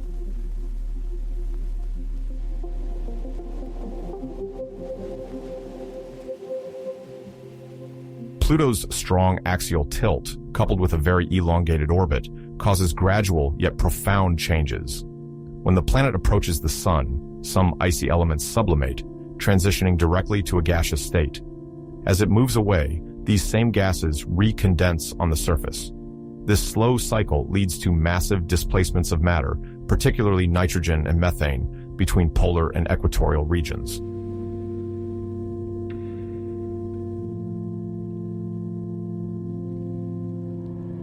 These variations directly affect the presence of an atmosphere. During the most temperate periods, the pressure increases slightly, before dropping again when the intense cold takes over. Between 2016 and 2021, several models sought to estimate the speed of these transitions and the exact amount of gas mobilized. The results suggest that a denser atmosphere is only possible during certain orbital phases, while it becomes almost non-existent during the coldest periods. This alternation directly influences the chemistry, weather, and even geography of the planet.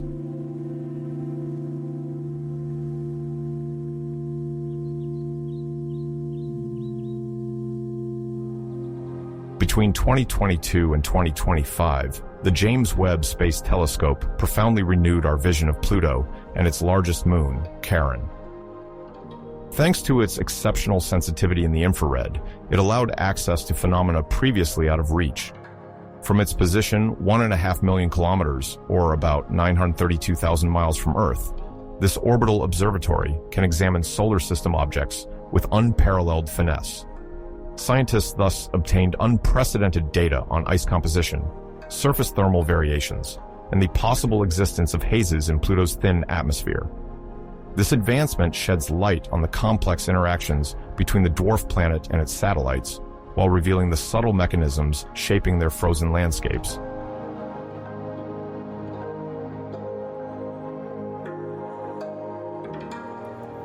One of the most remarkable progresses made by the James Webb Telescope lies in its ability to clearly distinguish Pluto from Charon, a feat long out of reach. Thanks to the near-infrared camera, NIRCam, and the MIRI instrument, dedicated to the mid-infrared, researchers were able to establish precise thermal maps, revealing temperature variations unique to each body. The average surface temperature of Pluto, often close to 200 degrees Celsius or 328 degrees Fahrenheit, varies according to sunlight and soil nature. The way the ice retains heat depends on its molecular structure and purity.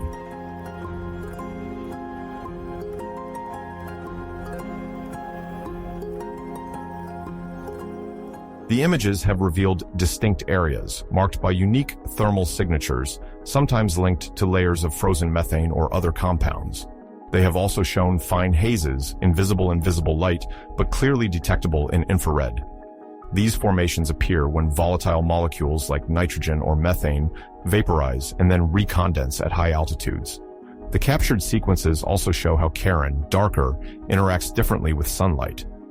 Distinguishing the two bodies with this clarity allows for a comparison of their temperature, light reflection capacity, and the nature of their terrains.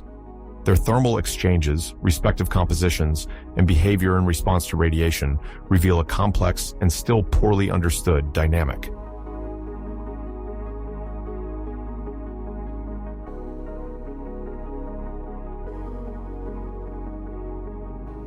Additionally, the infrared maps have identified areas of thermal transition, marking the shift between illuminated regions and those plunged into prolonged night. These contrasts reveal significant thermal inertia, preventing immediate cooling at nightfall. This inertia depends on the type of ice present on the surface. Methane, in particular, stores heat more effectively than nitrogen. All this data enriches current climate models and allows for the simulation of Pluto's climate evolution over long periods, retracing both its past and its future.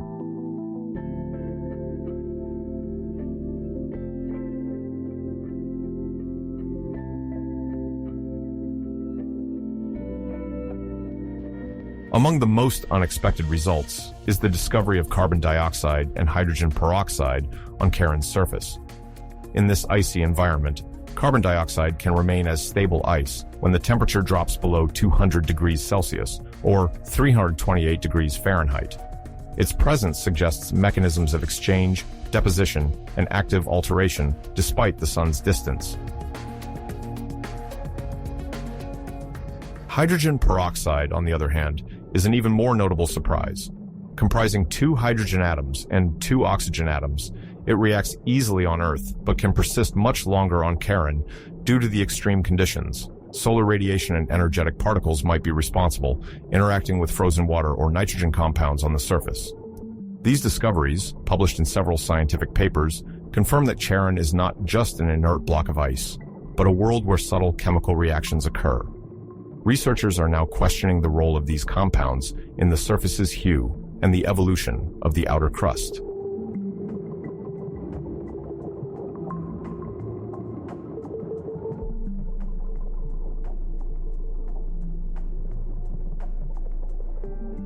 The presence of carbon dioxide might result from a transfer of material from Pluto, where some gases escape before being trapped on Charon. It is also possible that micrometeorites have buried these molecules, which later surfaced through fractures or cryovolcanic phenomena. Regardless of their origin or stability, these substances signify discrete but persistent chemical activity that slowly shapes the appearance of this icy moon.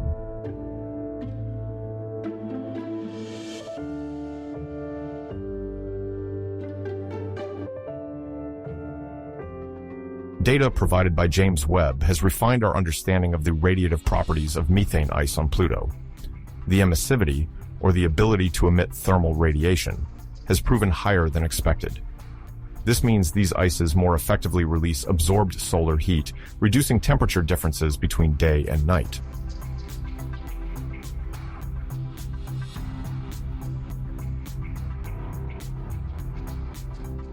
The thermal inertia, in other words, the ability to retain heat, also seems superior to that of nitrogen ices.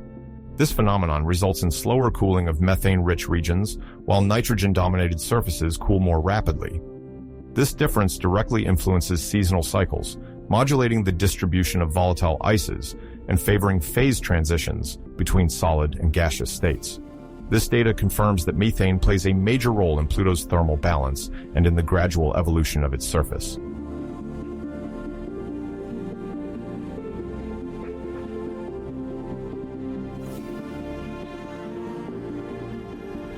Recent observations have definitively validated the existence of an exchange cycle between nitrogen and methane. When the temperature rises, nitrogen sublimates, carrying with it pockets of previously buried methane. Elsewhere, it is the methane itself that becomes gaseous before recondensing further away. This back and forth creates fine hazes and noticeable surface relief changes, sometimes visible as lighter or darker areas.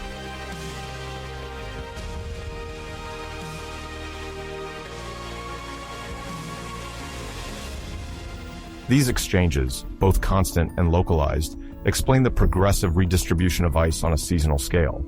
They indicate a slow but continuous activity, shaping Pluto's geography over long periods. Thanks to the precision offered by James Webb between 2022 and 2025, researchers now perceive this dwarf planet as an icy world teeming with changes, where each atmospheric component and each ice crystal participates in a complex chemical cycle on the edge of inertia and evolution.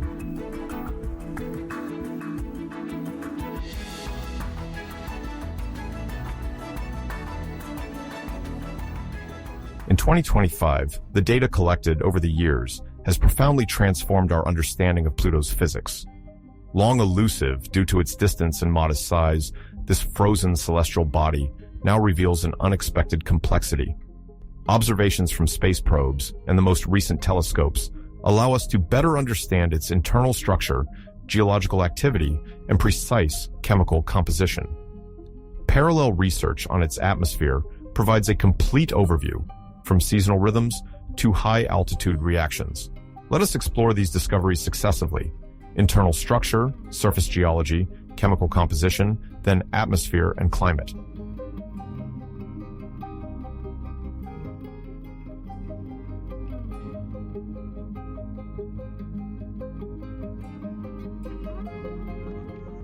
Gravitational measurements and orbital analyses reveal that Pluto has a central core made mostly of rock, surrounded by a mantle formed of various ices. This core, rich in silicates and other minerals, generates heat by releasing radioactive energy. This heat, propagating, could maintain certain zones of the mantle in a semi-liquid state, opening the possibility of a subsurface ocean. The idea, long discussed, is now supported by concrete evidence suggesting the presence of partially melted layers beneath the surface.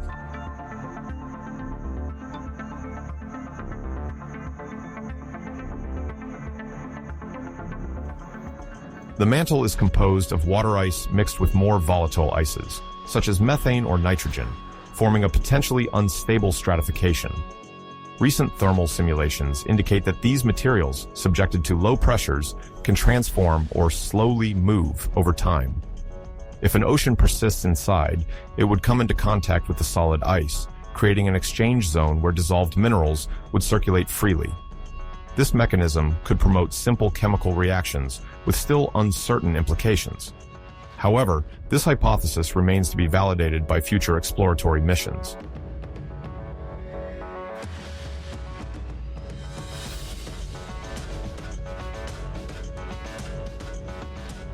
The latest mappings reveal a surface marked by deep faults, sometimes extending several hundreds of kilometers or hundreds of miles. These fractures, born of internal forces, indicate extensional tectonics.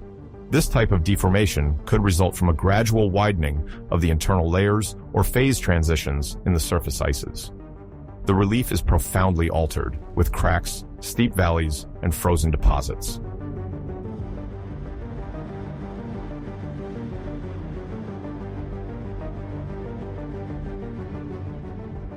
Among the identified forms of activity, cryovolcanism plays a central role. Unlike terrestrial volcanoes, these structures release cold fluids, water, methane, or ammonia, from the depths. Some hills or domes observed on the surface may result from these icy eruptions. Although infrequent, these formations prove that internal heat sources still exist, capable of causing the ascent of liquid materials.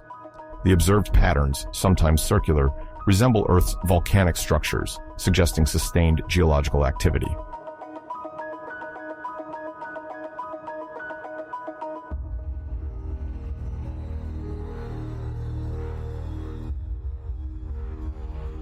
Another surprise, the existence of frozen methane dunes.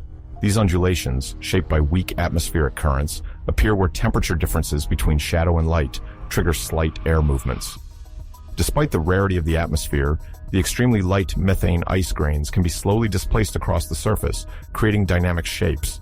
These dunes show that even a cold and distant world can experience active aeolian processes.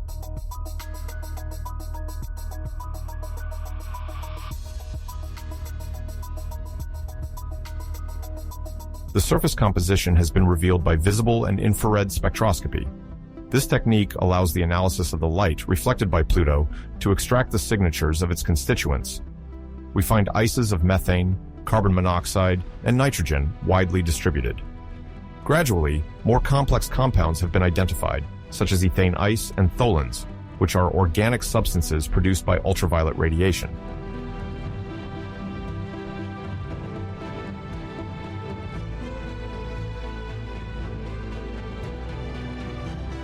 These tholins, formed from the transformation of gases like methane into carbonaceous particles, slowly fall onto the surface where they tint certain areas a deep red or brown.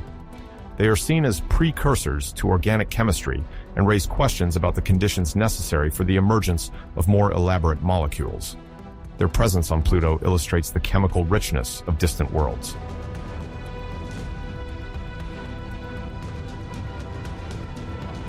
Pluto's atmosphere, though tenuous, profoundly influences the evolution of its surface.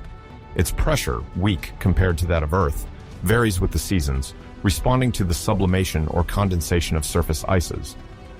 As Pluto approaches the Sun, the relative warmth causes the release of methane and nitrogen, temporarily swelling the atmosphere. Conversely, moving away leads to the refreezing of these gases, reducing its thickness.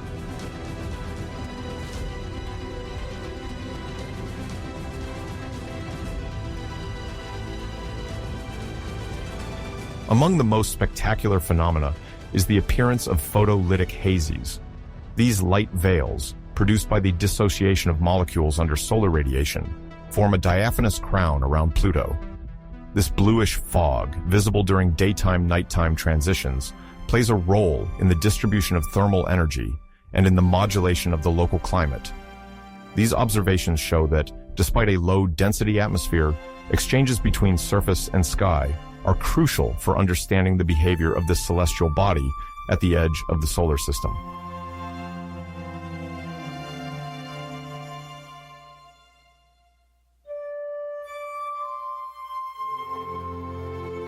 In the icy expanse where Pluto moves, 5 satellites with remarkable characteristics orbit.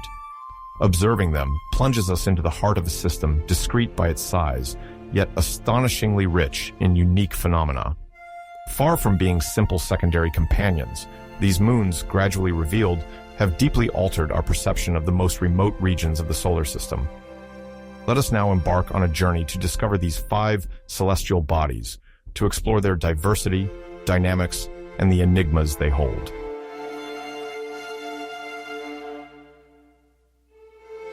Charon, the largest of Pluto's moons, stands out for its unique gravitational relationship with its planet.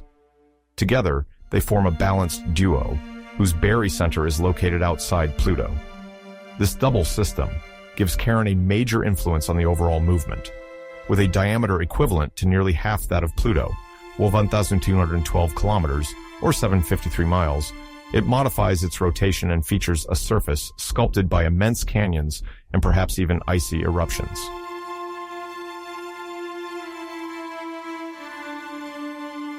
These eruptions, known as cryogeysers, eject frozen materials from within at extremely low temperatures.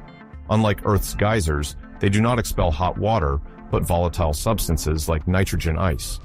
This activity suggests unsuspected internal energy for an object so far from the Sun. Telescopes and probes now confirm the presence of constantly evolving terrain.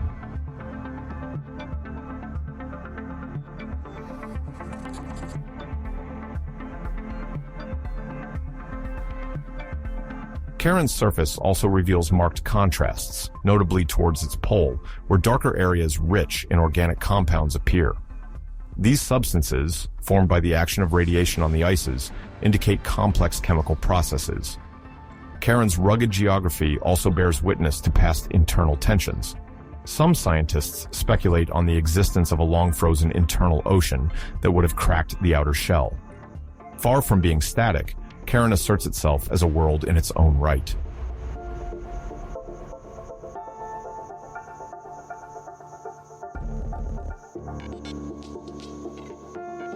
Hydra, smaller but just as unique, was identified after Charon. It shines brightly, its surface reflecting much of the light it receives. Spectral analyses show that it is mainly made up of relatively pure water ice. This preserved character suggests Hydra has undergone few major transformations and resists well to the cosmic aggressions affecting this remote area of the solar system.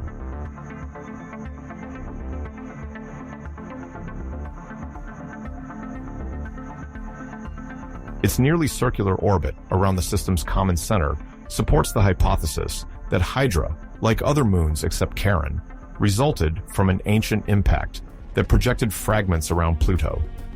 These debris would have agglomerated to form secondary satellites. Despite its modest size, Hydra bears traces of a history marked by impacts, visible through several craters. Studying them allows scientists to determine the surface age and the composition of the secondary ices.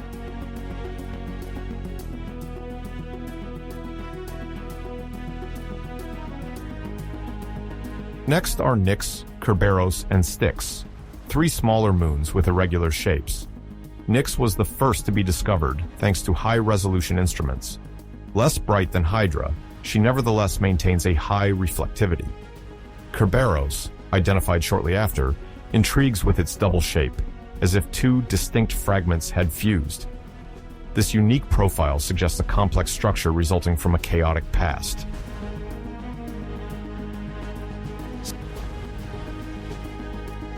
Styx completes this trilogy. Discovered more recently, it orbits on an elongated path. These three moons are caught in a sophisticated resonance system. Their orbital periods align according to precise ratios, ensuring the stability of the whole. This synchronization phenomenon acts like a celestial choreography, where each moon subtly influences the others. To model this dynamic, researchers combine observational data with numerical simulations, which shed light on the mechanisms behind this balance.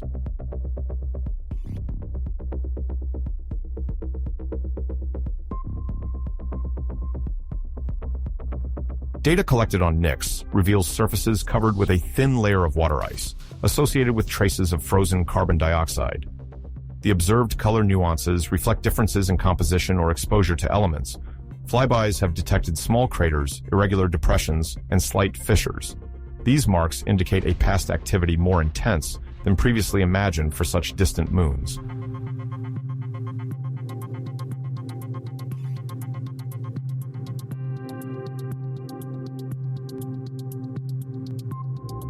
Kerberos, darker than its neighbors, remains enigmatic regarding its exact composition. Clues suggest a mix of water ice and volatile compounds like methane or carbon monoxide. Its elongated shape and unpredictable rotation reveal a stormy evolution. Some models suggest that it formed from distinct blocks that were already differentiated. Despite its small size, Kerberos plays a notable role in the system's dynamics.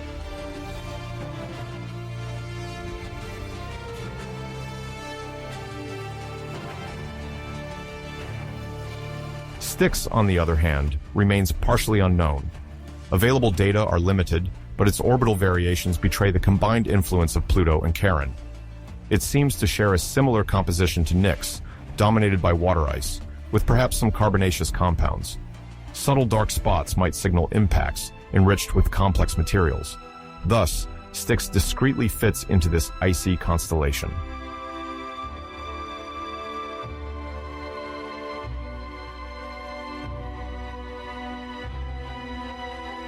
Together, these 5 moons outline a world that is both miniature and teeming.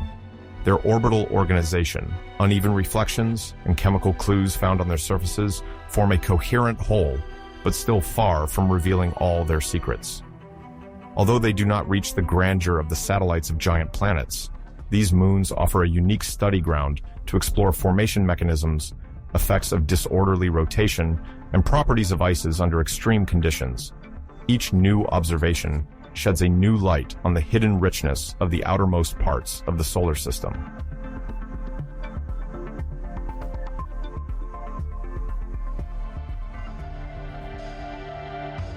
Pluto stands out within the Kuiper Belt, a vast, icy region located at the edge of the solar system, beyond Neptune's orbit. This territory holds a multitude of frozen bodies, witnesses to the youth of the planetary system. With a diameter of about 2,300 kilometers, or 1,429 miles, Pluto was long considered the 9th planet. But the identification of objects of comparable size, such as Eris, Makemake, and Haumea, has disrupted our perception of these distant lands, revealing an unexpected diversity among these peripheral stars.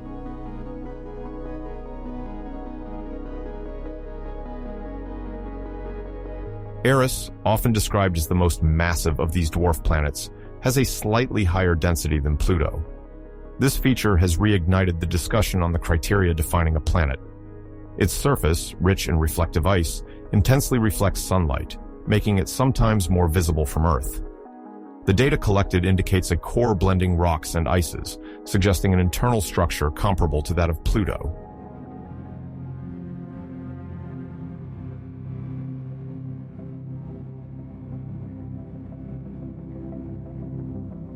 Makemake, discovered more recently, has a diameter slightly smaller than that of Pluto. Its reflective power varies depending on the region, probably due to scattered patches of methane ice. Its rotation appears faster, though its pace remains poorly constrained. Its orbit, both elongated and inclined, shows similarities with that of Pluto. The contrasts detected on its surface reveal distinct chemical and thermal processes, characteristic of its evolution in the outer zones of the solar system.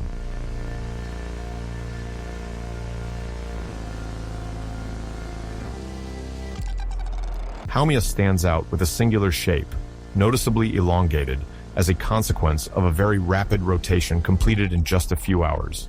This speed induces visible deformation, stretching its volume. It is accompanied by 2 satellites, likely resulting from an ancient collision, which ejected fragments with identical spectral signatures. The balance of Haumea rests on the constant tension between gravitational and centrifugal forces. These elements grant it a distinctive identity among trans-Neptunian objects.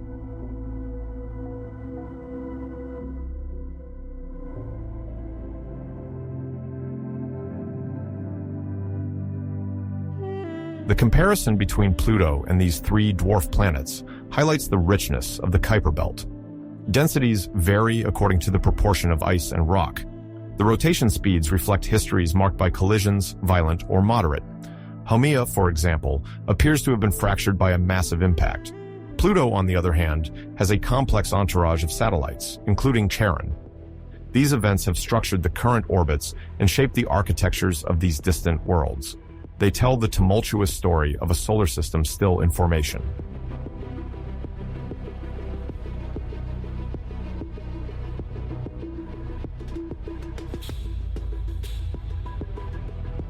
Pluto belongs to a class of objects called Plutinos, characterized by a particular resonance with Neptune. Each time Neptune completes 3 solar revolutions, Pluto accomplishes 2. This synchronization prevents direct collisions and stabilizes the system in the long term.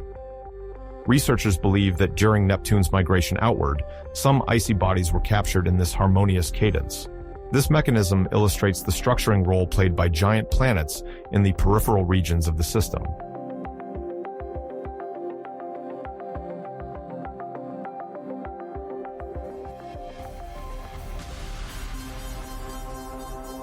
This orbital locking relies on repeated gravitational interactions.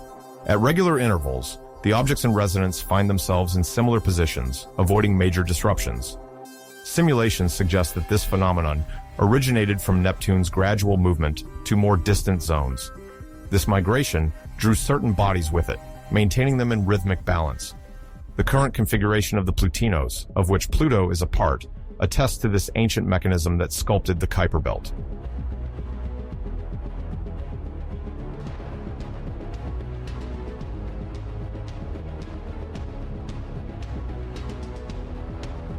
The resonance between Neptune and Pluto provides a valuable clue about the stages of formation of the outer solar system. Numerical models show that the giant planets modified their initial trajectories, redistributing the small, icy bodies. As Neptune moved, it pushed some of these objects into more distant orbits. Some were ejected, while others were stabilized. This process explains the presence of objects with diverse inclinations and varied compositions in trans-Neptunian regions.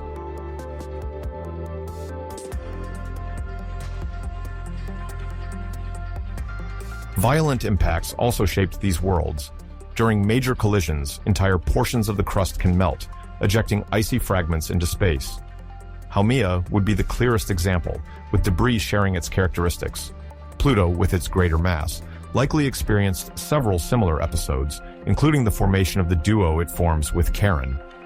These events affected internal structure, the nature of the ice, and orbital trajectories. Studying these ancient marks informs us about the beginnings of the solar system.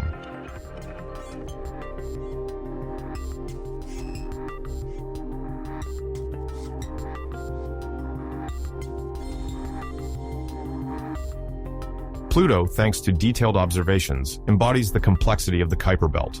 Its extreme temperatures preserve highly volatile ices on its surface. Its inclined orbit, coupled with its resonance with Neptune, evokes a turbulent past.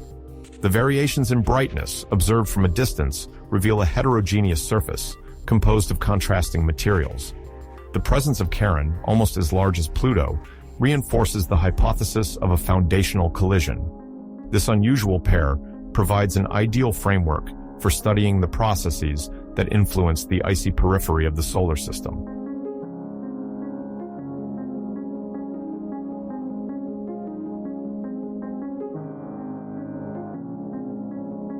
Pluto, Eris, Makemake, and Haumea illustrate the diversity of distant worlds.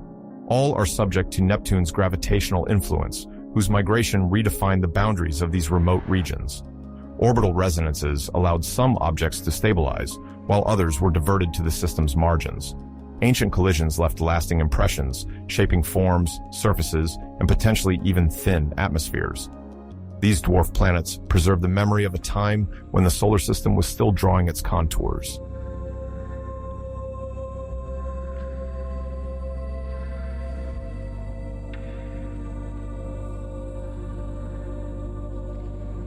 While the New Horizons mission revealed stunning images of Pluto and its icy environment, researchers now aspire to go far beyond. In the realm of interplanetary exploration, a new stage is emerging, establishing a permanent scientific presence in the Kuiper Belt. This distant region, populated with mysterious objects, remains largely unexplored. Among the proposed projects is the deployment of an orbiter around Pluto, or a probe capable of flying over several successive targets. The goal would be to accurately map the dwarf planet, analyze the composition of its ice, its subterranean structure, and its atmosphere, and then broaden these investigations to other bodies in the belt. The endeavor is ambitious. It requires major advances in propulsion, energy supply, and long-distance transmission. Yet, the scientific interest remains strong and stimulates the creativity of engineers and researchers.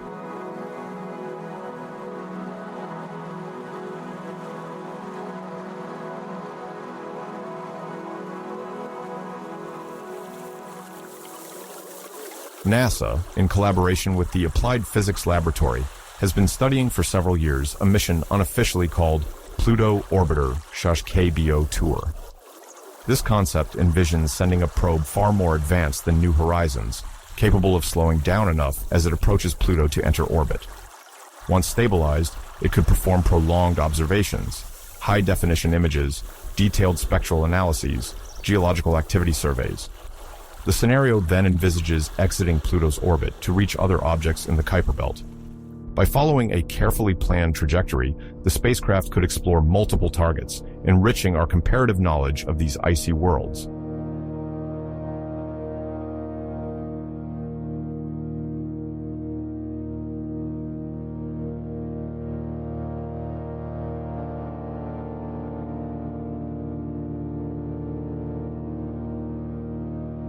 The main technical challenge lies in the need to slow down sufficiently to enter orbit around Pluto. At this distance, sunlight is too weak to power standard electric motors with reasonably sized solar panels. One proposed solution relies on ion propulsion, powered by a radioisotope thermoelectric generator. This system produces electricity from the heat released by the decay of radioactive elements, ensuring a constant power supply even far from the sun. Other avenues are being explored, such as solar sails, capable of using light pressure as a propulsion force. But at more than 5 billion kilometers, or 3.1 billion miles away, this pressure becomes minimal, requiring enormous surfaces to provide a sufficient effect.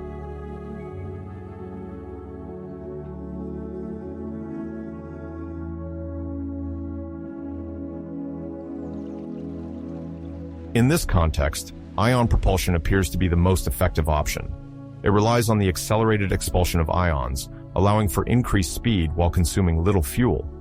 However, this process requires a very long acceleration time, sometimes several years, and a rigorous trajectory planning. Expected advances in miniaturization and electronic robustness will facilitate the integration of this type of engine into future probes bound for Pluto. Furthermore, every component must be protected against extreme temperatures, which can reach about minus 220 degrees Celsius or minus 364 degrees Fahrenheit. The onboard instruments must remain operational over the long term, including during extended periods of hibernation.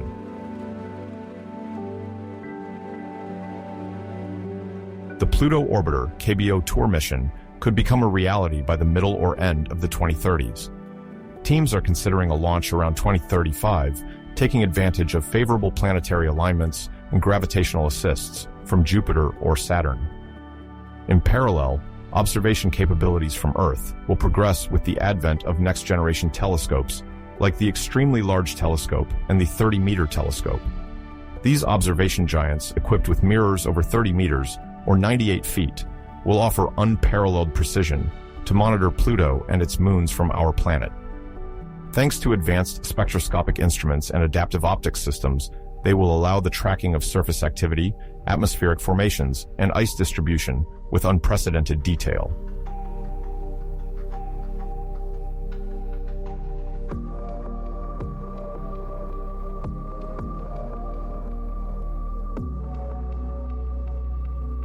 These new observation methods will perfectly complement the data collected by a potential orbital mission.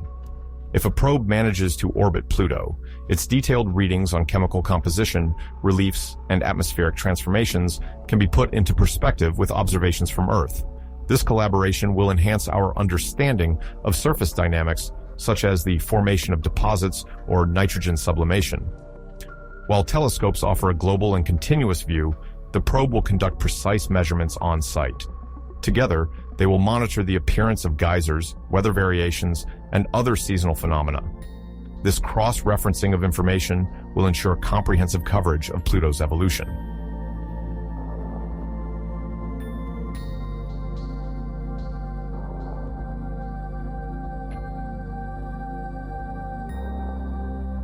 Soon, the combined efforts of several nations will unravel the mysteries of the outer solar system. New instruments, installed both on the Earth's surface and in space, will enrich our knowledge. Big questions remain. Does Pluto harbor an internal ocean? Is its cryovolcanic activity still ongoing? By combining orbiter exploration, adapted propulsion techniques, and the capabilities of large telescopes, the scientific future of Pluto looks promising. This distant world could still revolutionize our understanding of the evolution of icy planets.